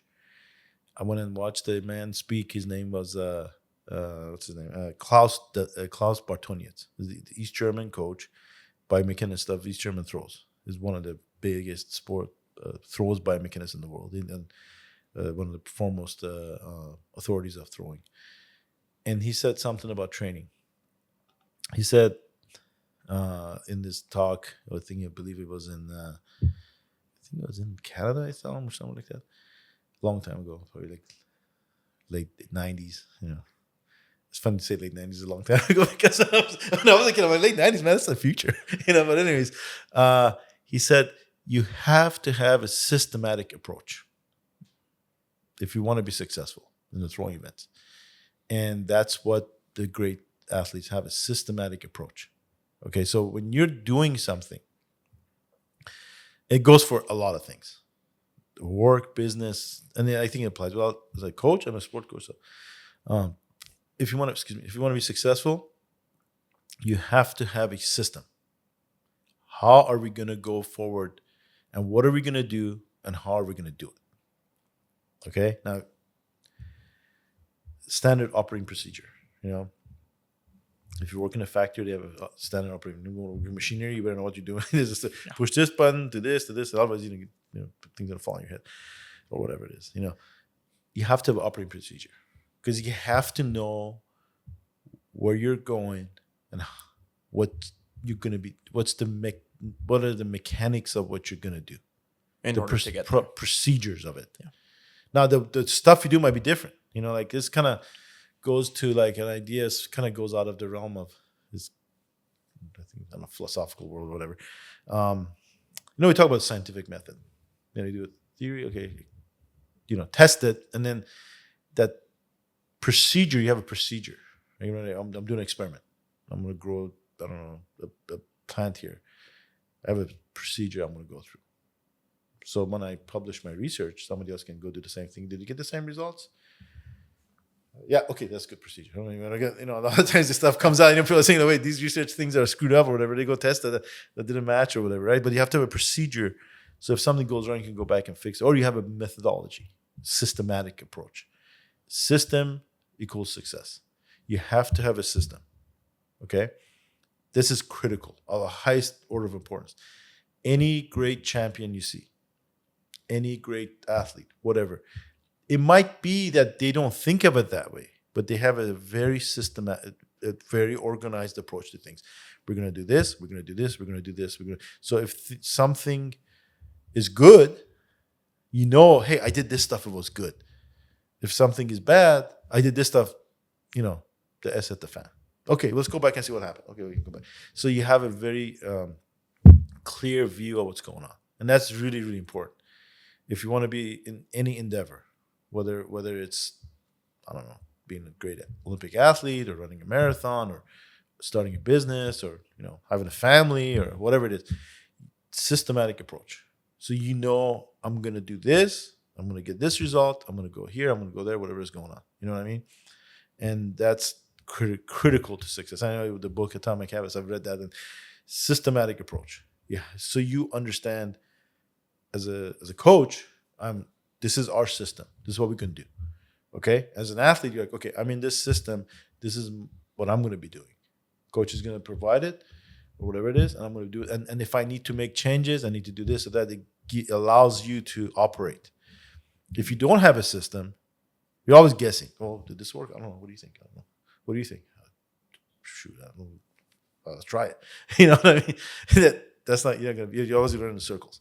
But if you have a systematic approach, you can go step one. Okay, we did this happened. We did that happened. We did this other thing, that happened. You know what I'm saying? So that's the kind of thing you got to think about. What are the keys to, what are the keys to coming up with these sorts of systems? Is it trial and error, or how do you come up with them? That's part of it. I mean, looking at people that have gone before you, other people have done this before. It's kind of funny because you always, every few years, I always see this thing where it's like, hey, you got a new training methodology, right? These guys have this new, this, and then you're like, look back in literature 50, 60 years ago, and these guys were doing it like 50 years ago. Like, there's stuff like, I see the strength and conditioning in the life of people and stuff, and I look at it and, we have the, potentiation training or this or something else. People were doing that 60 years ago. They had a different name for it. It was the same stuff, So first of all, looking at the people that have done what you've done before. There might be something no one's ever done before, but somebody did something successful in that. It's okay. You have good examples and bad examples. Don't do this. That didn't work. Okay, we'll do this. These other guys did it and they were good. These other girls did it. Okay, what do they do? So you have some sort of a kind of roadmap-ish. You do that. And then what you do is you keep track of data. This is very important. People need to keep track of data. Okay? And going back to what I said about scientific method kind of idea. You do something, you get some data. Okay? Now, sometimes the data you get agrees with what you did. And sometimes that data says, no, that was a bunch of crap, dude. That didn't work. And you have to be in yourself, you have to be strong enough to understand, okay, look, I did this, it didn't work. Self-analysis, awareness of it, being able to take criticism.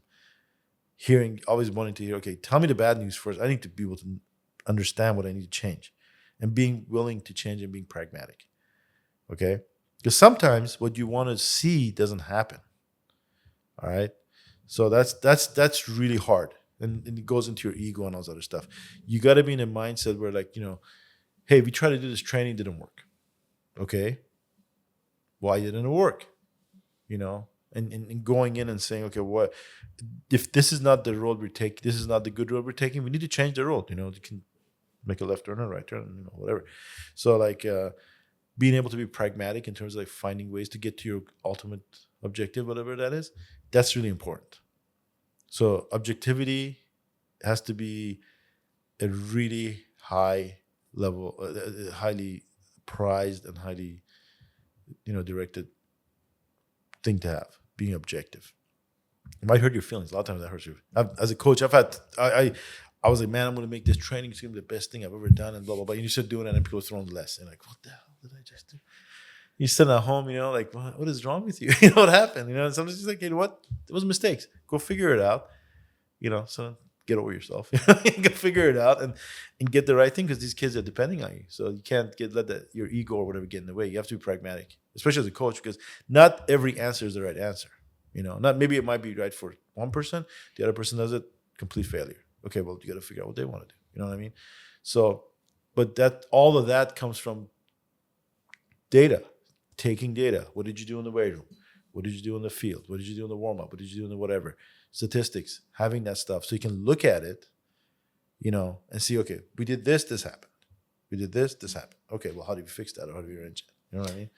Give me the basic procedure for this. Are we talking about having a notebook and writing That's everything it. down? Yeah, have a note. Just write it down. I mean, I always tell the kids, I was like, your phone, you got that notes app on your phone. Boop, hit that, put a date on it, do what you did.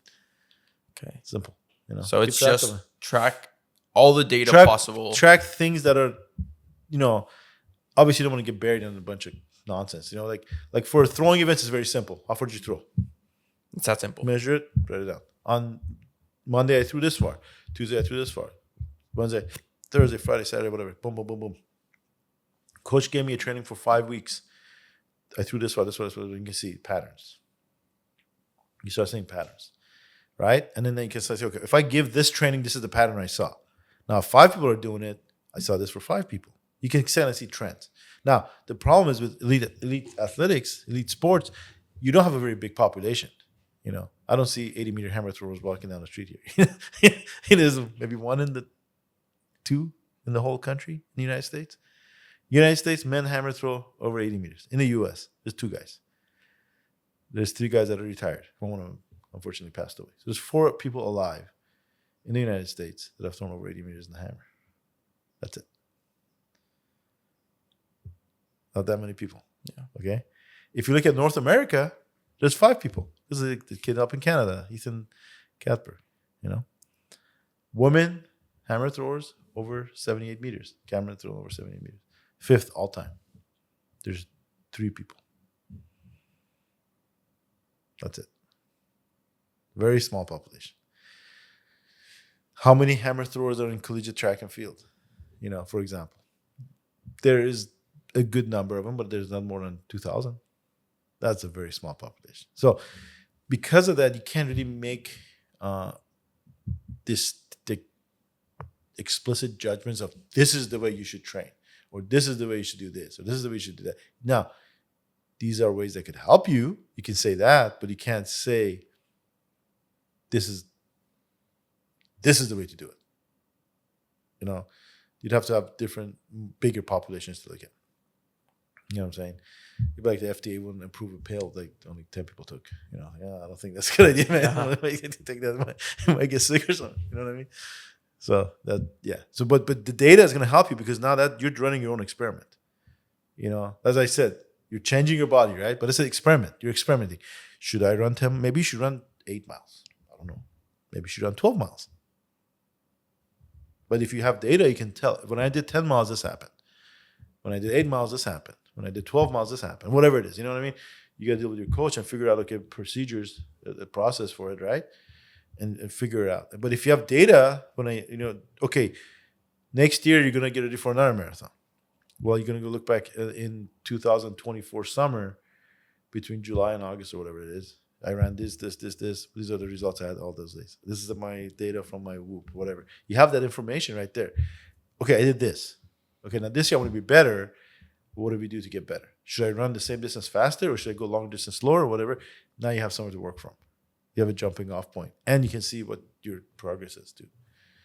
So that's what you look at. Yeah, because there's definitely the trial and error, but then the trial and error means nothing if you're not taking into account the state of the results. My friend Fami, who's a former teammate of mine, he posted this yesterday and we chatted about it a bit. And he was saying, if you kind of work, you'll kind of get the results. And I connect that with the magic you are looking for is in the work you're avoiding. If you want better outputs, you must improve your inputs.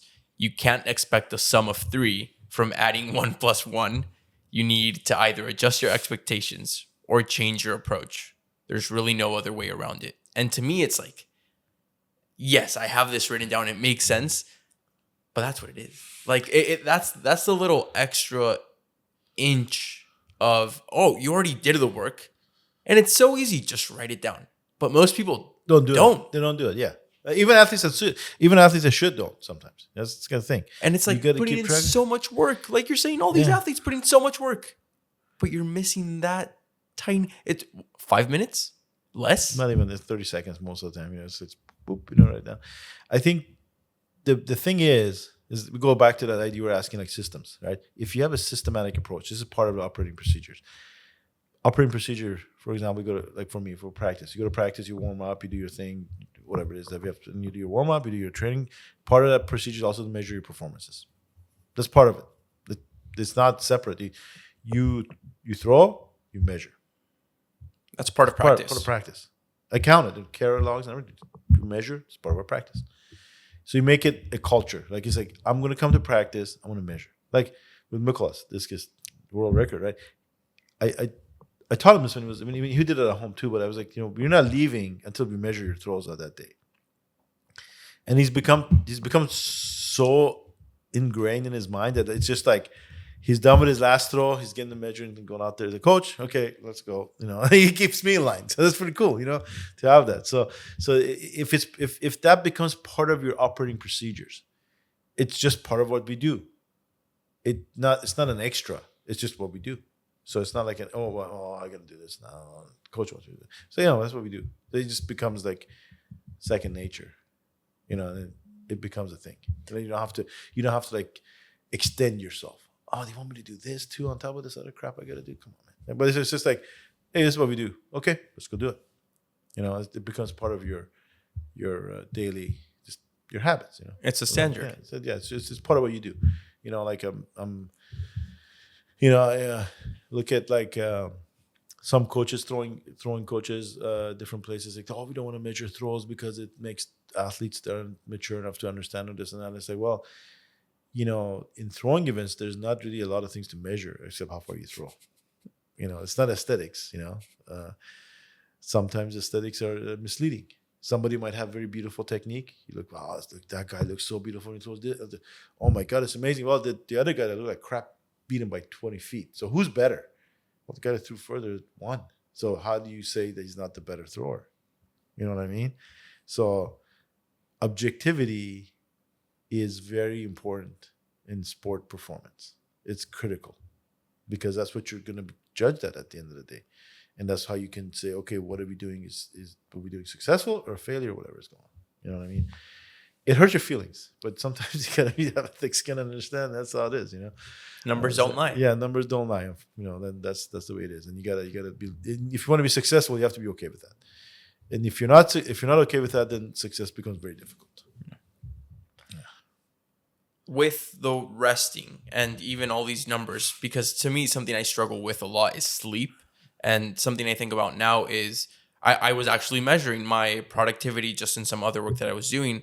And I realized like, all right, I'm doing less amount of work by working 10 hours a day and getting 4 hours of sleep than if I were working 7 hours a day but getting 8 hours of sleep. And that's just something I measured with the work, with the sleep, and I saw the correlation. I'm like, yeah, that makes sense, right?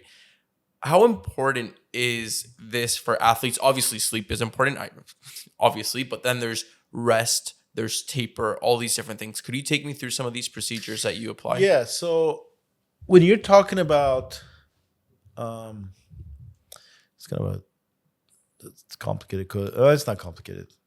I want to make sure it makes sense, because when you're talking about recovery, so you start somewhere, day one. You have so much energy. you have so much reserve, and then as you're training, what's called you accumulate fatigue. Okay, so what you want to do is you want to sort of work at a space where you can do work, but you can also recover from that work.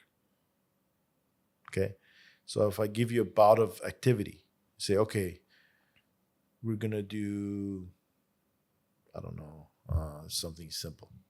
Let's go to the weight room. We're gonna weight room. I want you to do three sets of squats.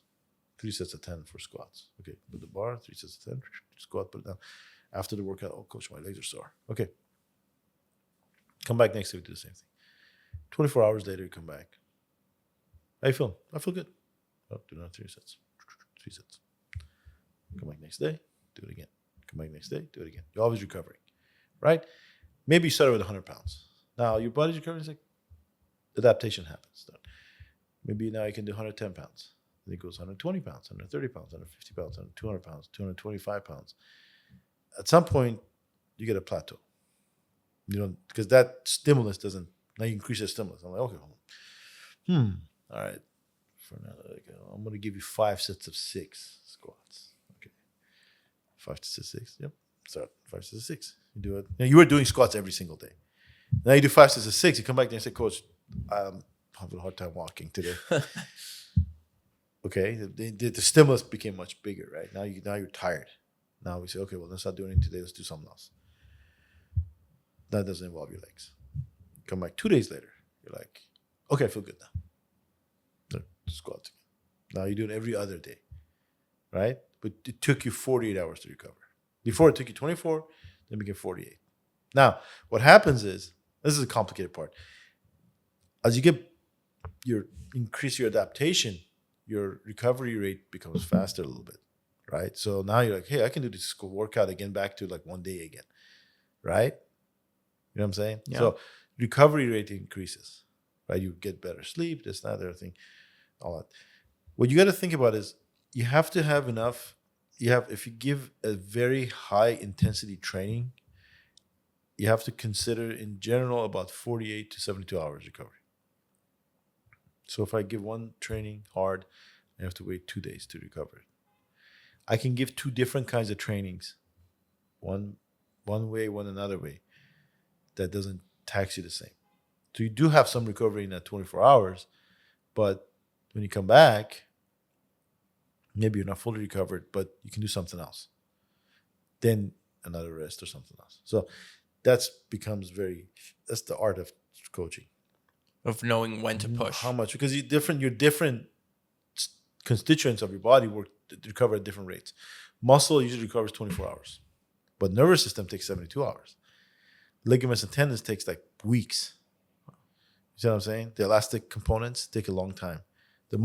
Usually musculature recovers the quickest. Nervous system is longer, and if you tax it a lot, then it becomes really long. Then you overtrain and all that stuff, and nervous system crash and all that.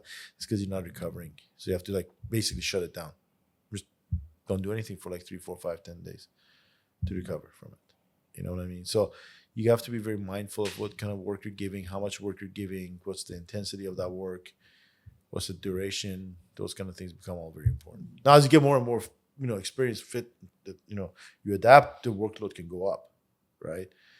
When you're a elite athlete, you do some, the work people do, you just like, holy crap, what are you guys doing? It's like, if I give that to my athlete in college, he'll die. But, these guys are doing it. It's like, oh, that's what I do every day. So the adaptation, but you got to keep that in mind is that, how, can I recover from what I'm doing? And keeping track of your rate of recovery. And as your fitness level, the fitness being adaptation to what you gave to you to do goes up, the recovery can also be quicker. So you can do a little bit more work maybe, or more frequent sessions or something like that. You know what I mean? So that's the part that you have to, there's books written about it and all sorts of stuff about how the recovery and that stuff, but that's the important part. Yeah. Because everybody can work hard, it's being smart on spreading out your training in a way that you can recover from and get better. That's the key. What about something like tapering? I know for different athletes, obviously your resistance and your adjustments, it's different, but to my understanding, across any sport, whether it's track, whether it's field, whether it's running, whether it's swimming, like it's gonna help you perform better. But how do you measure like I knowing think when? when you talk about tapering, the categorization of the sport becomes important. Okay. Okay, so that's different because if you're doing, say, aerobic train or like running a marathon, so now when you talk about running a marathon, because you're challenging the aerobic components, you can't kind of the frequency of training stimulus has to go down because you have to have reserves. Okay. Now the problem is if you're doing a skill or explosive sport, triple jump, shot put, discus, hammer, the coordinational portion of that is very high. Pole vault, for example, is extremely high. Javelin, forget it, it's crazy. So you gotta be mindful of, okay, how much am I going to taper? Because I could lose sport, you could lose form, you could lose fitness. If I rest too much, I get stagnant. Then my body, the one thing you got to keep in mind is for your body to be fit is expensive. Muscle is expensive, especially in explosive. Carrying body weight above your biological standard. Everyone has size, right? You're going to be this much, whatever. That's the genetics. Most athletes are carrying more muscle mass than what their kind of quote unquote standard structure of a human being. Yeah, totally. For your body to do that's expensive, energetically speaking. So your body wants to operate at the lowest level of energy state. That's what you evolved to do. Okay, your brain, your functional physiology, all it knows is, are you alive? We're going to do what's used to be alive. Anything else is wasting energy. Don't do that. Keep the brain running, keep the heart pumping, keep the kidneys working, and stay alive. Mm-hmm. That's all it's there for. So now carrying extra muscle, carrying extra capacity, aerobic, whatever it is, all these things are expensive. Okay, so if you want to think about it in a way, is called enzymatic power. Okay, so whether it's aerobic power, anaerobic power, whatever it is, your body's made of little machines, proteins, they're enzymes, they do things. Muscles are enzymes. The activity of the muscles, and so enzymatic power, you have to have machines. Your body's building these machines. The DNA, makes machinery. You want to have, like, imagine a company has 1,000 bulldozers or 10 bulldozers, which is easier to take care of? 10 bulldozers. But you know what I mean? So think about it as machinery. If you have a lot of machinery, it's very expensive. So you have to have enough nutrition. You have to have enough stimulus to maintain that, because why would you maintain that? You don't want to have that, that kind of thing. So that becomes very important. So how do we get ready for a competition where you're getting enough rest, but you're still getting stimulus to maintain that and add to it as you get to the championship? Because when you get to the championship, you want to be at your peak of your physical ability. Not only physical ability, but technical ability, strategic ability, tactical ability. Has to be at your very best for a peak performance. So how do we do that? And so the question is more of, remember we were talking about gathering all that data and stuff over the time. You've been going since you're a freshman in college, man, coach with my case doing stuff. Now you get to the championship. Okay, hey, I know on Thursdays, you do really well on Thursdays, for example. Oh yeah, okay, what do you do before Thursday? Oh, you do this. Hey, if I do this pattern of work, and the championship is on, I would make the championship the Thursday, that quote unquote. So I know how to get to that. So now you have a pattern of activity that will lead you to a good performance. You know what I mean? And as the years go on, obviously you sharpen that and build on it, right? So that's the kind of thing that you can use as a way of organizing, because it's very individual. At the high level, elite levels, things become very, very individual. One person does one thing, one person does something else. You see all sorts of stuff when you go to these championships. Some guys are just sitting around doing nothing. Some guys are taking like 50,000 throws and all that stuff. So everyone's very individual in terms of how to get ready. So that's where it becomes kind of, there's not like there's set ideas you should use, but there's not a set like, okay, do A, B, C, D, like a cookbook, and it's going to come out. It's not like that, So that's where you would. But in general, if you're asking me, like in terms of like aerobic sport, well, you want to have a really big, Your glycogen stores better be really high, especially for a marathon. So carb loading and all that stuff is very important. And being rested, and doing some dynamic stuff so your elastic components of your body is functioning well. Flexibility, running drills and that kind of stuff is probably useful for marathon runners because it's very limited range of motion running long distance. But you have to have that ability to manage that, so that kind of stuff. So that's how you look at it. In a very simple way. I was going to talk about it for like 2 5 7 hours. Yeah. Totally. And is it equally as important, and not to get too deep into it because I know it's unique, I know it's personal, but is it equally as important to have that rest after the meet, after the race? And that's for a longer period of time. But is that because of the body or just mentally to be okay? Because, for example, post-Olympics, it's like you've been going at it in preparation for such a long period of time. Like, chill out for a bit and then come back energized. Is that the idea? Yeah, that's true. I mean, you want to have a period of time where you're like, okay, so like, you train, you go, and the exertion you're doing in that competition is so high. I mean, you're putting everything out there, So after that, you're going to have a refractory period, like just kind of things going to go down. So you want to rest. That's the good time. Rest, maybe time off sport, a couple of weeks, whatever it is. Now, it depends on the person, right? Depends on the event. If you're a sprinter or something like that, you probably, after the Olympics, you're probably going to have Diamond League championships and all sort of stuff. You're hammer thrower, you don't have that, unfortunately. That's another story, by the way. Yeah. So it's a different thing. So, but yes, after a major competition, you should have some time where you come off of it a little bit, calm down, reset yourself, recenter yourself. Get physically, obviously, it's a given, but mentally as well. The result may have been what you wanted, maybe it wasn't what you wanted. Who knows? Until you do it, but regardless, have some time where you just kind of, okay, I did this. I can sort of regroup, organize myself mentally, settle down, and then let's get back to work and go. So you have that kind of re-energize yourself. That's very important. And I think you should do that throughout the season, the year too. Like we had some periods of time where people go off and then they come back and we just take 4 or 5 days off and just chill out, relax, and then come back. That's okay. Now, if you would have talked to me as a coach like 10 years ago, I'd be like, no, screw that. You got to train every single day. Yeah, you know what? As a matter of fact, you come back, you have to train 5 times a day. But as you get older and more experienced, you realize, you know what? Sometimes you just need to take the foot off the gas and just enjoy.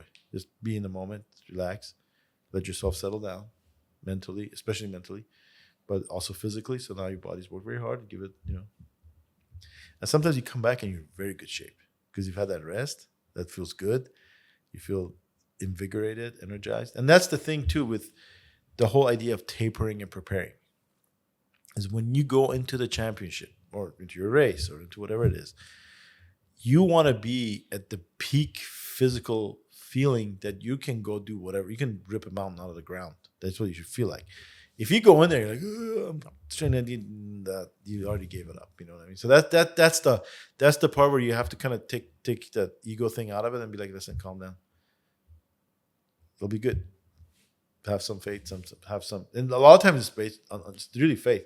I mean, this stuff's gonna work, but to trust it, you gotta have some, faith in that. Okay, we did the right things, we made the right decisions, and we're gonna go and see what happens. I think that's the hardest part, honestly, trusting the taper because you're so used to such intensity and such efforts, and then out of nowhere, all right, start dropping down, and the meet is coming up, the championship is coming up, but there's different ways to do that too, because that's the main thing is that a lot of times when people think about tapering means you're reducing your work output. That's not necessarily true. Okay, so that's what people think. Okay, well, we're gonna do this, you're gonna do this, and less. You actually, that can also be detraining.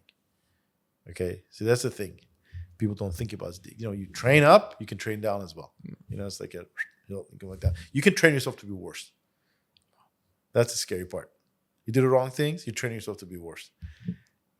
That is very scary, right? So you have to pay attention. Okay, that's the key. Paying attention of anything successful. And I'll tell you what, I'll give you a story because this is totally out of the picture, but I think it's important. I used to work with my uncle in the summers. He has a construction company. He did some work for his one of his clients was a doctor. He had a house in San Pedro, California. Beautiful house. I mean, it's redwood on the side and this whole thing. and he had his workers, and they were staining his decks on the side of the house that faced the ocean. So you had to like sand the whole thing down, climb up all this rigging and stuff, and get up there. You know, there's scaffolding and all that stuff. And anyway, so you sand the whole thing down, and then you bring the stain in and spray in, and then learned a lot of bad words in Spanish that summer. It was crazy. But so I was helping him do this stuff and make some money and stuff, and working. And he was sitting on this scaffolding up there. My uncle's a big guy. He's the top of the thing. There's a bathroom window, top of the house, and he was sitting there, staining the front, kind of like that little outpost that comes out, little window sill kind of thing. He's staining it. And I was like, well, man, he's up to do. I'm like, hey, why are you doing that? That no one is ever going to see that. I mean, it's like, no one's. He said, no, it's not. No one's going to see that. Somebody else is going to come afterwards and restain this, and they're going to say, Fred did the staining here. The quality of my job is so important. You have to have a very high standard for yourself. Okay, you have to have a very high standard for your work, because if you don't have that standard and you loosen up here a little bit, there a little bit, there, then your quality of work goes down, and people are going to be like, you're not a very high quality person. And that, I don't know why that particular thing affected me so much, but that made me think like everything you do as a professional, okay, whether you're a coach or whatever, doctor, lawyer, whatever, if you're a professional, you have to care about the type of work you do, because if you don't pay attention to the quality of work you put, that's the only way people are going to know who you are, the quality of work. So as a coach, when you go to your athletes to go to the championships, how they perform is a reflection of you. Okay? So if my athlete goes in a competition and they're not prepared to do their best, I mean, they're doing it, but you taught them, so you have to take pride in what you do a lot. And really take a lot of pride, and that's why the objectivity becomes very important. That's why preparations become very important. That's why everything that you do, you have to take the ultimate pride in it, because that's a reflection of you as a person. The way you do anything is the way you do everything. Yeah. So that's the way you have. I mean, that's how I approach it. I want to, if I put an athlete in the championship, I want him to, I want him to win. It's hard. It's hard. Not that the work is hard, obviously, but it's taxing for a coach, for an athlete, all the sacrifices and all this stuff. I mean, if you're going to make that worthwhile, you know what I mean? So that's how you look at it. And the thing is like, if you're going to present yourself in an arena, right, you have to be at the highest level of preparation. There's no, in my opinion, okay, now there's no other way to go. No compromises at all. You can't compromise anything, because once you do that, you go down the road of failure. You can't quit. You can't compromise. This is what you want to accomplish. It's not guaranteed, obviously, but you need to be able to leave there in the mindset of, there was absolutely nothing I could have done better. You know what I'm saying? And you walk away from that, because at some point you got to walk away from sport. I mean, you can't. The one thing that is unfortunately, that's the way things are. Time always wins. You cannot beat time. Okay, time is the ultimate victor. But you have a window of time where you're blessed, and you have the the great opportunity and privilege of being the best, or a chance of being the best. So you better do your absolute most to be able to get there. So that's the mindset that I have in terms of doing that stuff. I think it's even better. Success is not guaranteed, and it's not about having success, but the one thing better than being successful is deserving it. So it's not guaranteed, if that makes sense, but knowing what you just said, I gave it my all. There was nothing else I could have done. That's it. Yeah. I tend to tell my athletes a lot. It's like, whatever you get is what you go on. You got to grab that, because nobody's giving me. I've coached for like 27 years. No one's giving anything for free yet. So you got to get everything you got to earn it. Like the mindset has to be that I'm gonna go win that. I'm gonna get it. I'm gonna go conquered, all that stuff. And that's the kind of thing that puts you over the top when it comes to a position where you're like in that couple of inches here and there, whatever it is. I like to think of, like there's a lot of stories about, like, you're going to talk to Camryn. There's a lot of interesting things about how she got where she got. Obviously, amazing athlete, magnificent, just talent, like one of the best ever. But the thing that makes her be special is between the years. That's where the real talent is. You have to have the physical tools, but there's a lot of other girls that are way more talented than she is. But, they're not where she is, and that's the part that makes that. How are we, what is your, or as in the person, what is their level of commitment, right? What is their level of willingness? There's commitment, but there's also like, I'm committed to doing something, but I'm actually going to go do it. Like you could have some, bravery. Yeah. Bravery. Like, I think George Patton, the general of the U.S. Army, said, bravery isn't not being scared. Everyone's scared. It's like being scared and doing what you need to do. I kind of like that guy. He was a pretty incredible. He did a lot of bad things too, but he's a very, very interesting character, really crazy guy. But a lot of cool things that it's scary. Stuff's all scary. I've people always tell me, "Oh, you've been to so many NCAA championships and you've had champions." And so I'm like, listen, every time I get a kid to regionals, I am, scared. That was a phrase. I gotta keep it clean, but it's scary. Yeah. It's scary. You go to conference meet, it's scary. You go to a freaking all comers meet with a 15-year-old kid that's first time putting the shot. That's scary. Because that's their championship. You know what I mean? That's your sort of like where you're at. So yes, it's not like you're going there. Yeah, man, I got this. And then I've never felt that. I've talked to other coaches that have had that. Like they've never felt that. It's like this stuff is. You're on the edge of your seat, you're chewing your nails to the bones, and it's not the scariness of it. It's like, okay, yeah, it's scary, you stand and deliver. That's the part, the kind of grit or whatever you want to call it. But to do that, and then the thing is, it can be very hard to do that, but it's also very easy if you accept the fact that things are going to be crazy and weird and whatever and all this stuff and feelings and emotions and all that. Okay, it's gonna happen. Fine, good. Oh, now let's go do what we gotta do. You know what I mean? That once you walk through, like it's like a door. I imagine it's like, once you walk through the door, let's go. Game on. You get the energy and make it happen. And some people, you gotta like that. That's the other thing too. So you're talking about it's not everything's for everyone. There's people that like that. There's guys that like to drive the cars like 200 miles an hour and jump out of planes and all. There's people that like that. I want to feel that anxiety of competition where you're just standing and doing that and be able to respond and perform in front of people, like a what's it called, famous singer, everybody likes her, what's her name, Taylor Swift. Yeah. There you go. Like being Taylor, sing in front of like 150,000 people, it's crazy, right? Like insane. You gotta have some serious, It's more than just singing and dancing and performing. You gotta be able to step up and do your thing, and if you like, obviously if you that's the kind of thing you like doing, then you're gonna be Taylor Swift, that kind of thing. So it's a part of that sort of like desire to show that, and you have to have that. That's really important.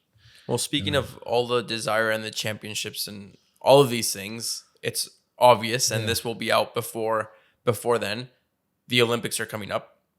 You're leaving for that pretty soon. This weekend, we're leaving on Saturday for Sweden and then Paris. What should we expect? What are you excited about? What are we gonna see here in Paris?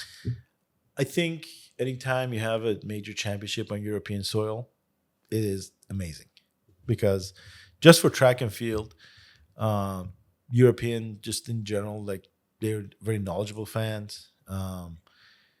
There's a historic component to it, when you talk about Olympic Games, this can make or break someone's life. It's a lot at stake, a lot of energy, a lot of excitement. I think we're going to see some amazing performance out of it. If you the lead up to the Olympic Games, and people are breaking world records and things like that. It's amazing. It's crazy how amazing it is, and the fact that we're coming out of that situation with COVID, and I think Tokyo was a very amazing games, even though the conditions weren't ideal, obviously for fans and that kind of thing, and even athletes was very interesting. But going into Olympic Games now, it's like the first time we've come out of that, and people can just see what we can do, and I feel that watching the different, competitors and people that I think we're going to see some amazing performances. I think it's going to be very exciting. I think there's going to be a lot of very, very good competitions, even if we don't get world records and all that stuff. There's going to be very, very tight competitions in every event. Every place in every event is going to be contested. I could tell you that for sure. Just being that I'm very fortunate and blessed that I could talk to a lot of coaches from other countries and places and teams and stuff. I can tell you, every event in track and field, every placing is going to be contested. Okay, they're going in. Everyone's going in full guns blazing, maximum effort. Like Deadpool, maximum effort. They're going in, and I think it's going to be really, really fun to see. There's some events that I think they're going to. I mean, some of the distance events on the women's side is going to be just outstanding. I think the sprint, obviously, always exciting. Throwing events, the men's shot put. We got Krauser, we got Joe Kovacs, you got the young guy coming in, Fabrini from Italy, just been thrown really far. That's really, really out. If you haven't never seen a shot put competition, I would suggest there's about 5 or 6 guys that can throw really far. I mean, outrageously far. And I hope the TV covers it, because that's going to be incredible. The women's shot is going to be incredible. The discus competition with Mykolas is going to be absolutely some of the best throwers of all time. Like he has a world record holder at 21 years old. That's amazing, and what he's accomplished so far here. And he's going up against guys that are seasoned, and some of the very best. His main rival is Christian Che of Slovakia, a giant. But he's also one of the best ever. He's one of the few people that has thrown over 70 meters in a major championship. So that's not a joke. That's serious. That's one of the all-time greats. You got Daniel Stahl from Sweden. It's one of the greats. But I would put my money on Mykolas. It's our guy, But it's not a given. Even the world record, you have to do it in a stadium, which is a big deal. So for him at his age to be able to be in this position is something very. It's one of the rarest things that you can think of, in the sport world, in the sporting world. And I think, I hope that people get an understanding of how amazing that is.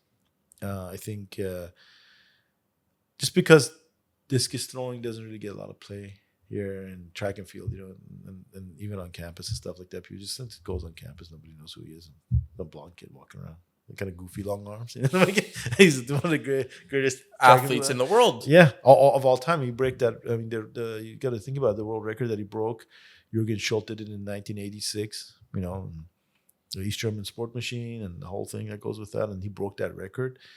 And I think to be able to do something like that is just at 21 too incredible. It's just that people have asked me what you think as a coach, and you coached him to do that and that kind of stuff. And it's like, that when you're in it, in the middle of it, you're sort of like, we're gonna do this, and you're working, and you're in it, you're living it day to day and seeing the progress toward that record and that kind of stuff. What we did training wise to get there, you see it day to day, and you're living it. So you're like kind of like, okay, yeah, this is good. This is like. One day I was talking to my college coach, Don Bevan. We were giving the results of the training. He said, "What the hell are you guys doing?" I'm like, "It's going.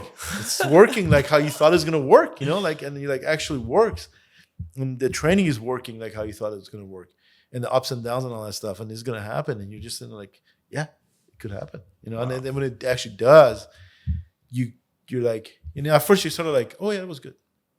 And me and him were joking about it, because in his first opening competition at the what's his name? Bruce Hamilton Invitational here. He threw 71.39 with 234 feet or something like that, which is the stadium record at Edwards. Now, Edwards Stadium is one of the historic track and field stadiums in the United States. They have the stadium records are incredible. The previous record holder was Ben Plucknett, who was an American record holder, and that record was, I think, 71-11 or so 12, I think it was, and he's 71-39, and not in ideal conditions. So when he did that, I was thinking, wow, that's pretty crazy, because that stadium is one of the best stadium records ever in any country. Unless you're the place where it's the world record or whatever, it's one of the best records in the stadium wise. So I was talking to the guy from Track and Field News, and he's like, "Oh, that's a stadium record." I'm like, "Yeah, it's not a." He's like, he talked to me about that, like this, Ben Plucknett was an American record holder, all this stuff, and I'm like, "Oh, wow, that's." And then it kind of, you understand, okay, now what we're playing with this, and that kind of stuff, and when he broke the world record, that all throws over 70 meters. This never had been done before. No one's ever done that, so that's amazing, And I know a lot of people talk about the conditions with the wind and all this other stuff, but the reality of it is, I mean, your audience is probably not discus geeks, but the reality is that the discus throwers have chased wind since there was discus throwing. I mean, they were talking about wind and stuff in the 1930s.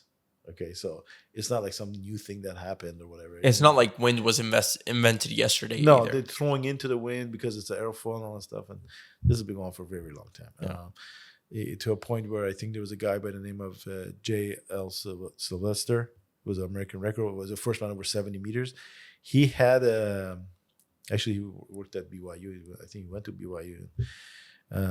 He had these wind chimes, different places in the spice. How's the discus ring? When wind would come up, we'd go out there and throw it to the wind, and all this other stuff. So, and this has been going on for a long time. For a while. But we have the biomechanical analysis of the throw, the conditions, and it was good conditions. It wasn't crazy conditions. So that throw is a very good, legitimate throw, and it's been, World Athletics is verifying and all that. So that's discus, obviously, and then we have the hammer throw. The men's hammer throw is very interesting because it's kind of a changing of the guard. Because the new Canadian Ethan Gatberg, he has thrown in a way that has not been seen in decades. Over 80 meters. Only thing I think all competitions except one, I think. And it has a very meteorical rise. He started out and he just jumped up year after year. He's sort of like the heir of the Soviet hammer school, because his coach Dylan Armstrong was coached by Anatoly Bondarchuk, who was one of the greatest track and field coaches, and he came up with a lot of training theories and stuff like that. And he was an Olympic champion in the hammer, and he coached the world record holder, Olympic champion, and so that whole system of throwing and stuff has been a huge influence on the hammer throw as an event. Yeah. To be able to be that influential, and like this whole event is because of this, how it works. It's crazy, right? So his student, Dylan Armstrong, who happened to be a shot putter, coaches Ethan. Right. So this guy is sort of like probably the most direct, I don't want to say descendant, but direct guy that's come on that line of people. And now he's throwing in these amazing distances, like 84 meters this year. He threw 82 meters at the Canadian Championships, one of the furthest throws ever at a national championship of any country, including Soviet Union and whatever else you got. It's pretty crazy. And the men, but then you have the Poles. You have Fajek, you have Nowicki, you have other guys.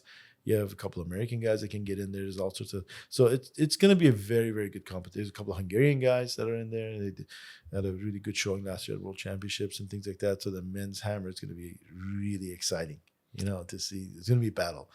I think Ethan is in a level where he's the head and shoulders above everybody else. But you never know on that day. So somebody can come in and go for it, and it's not guaranteed. And then obviously my sort of favorite event, women's hammer with Camryn.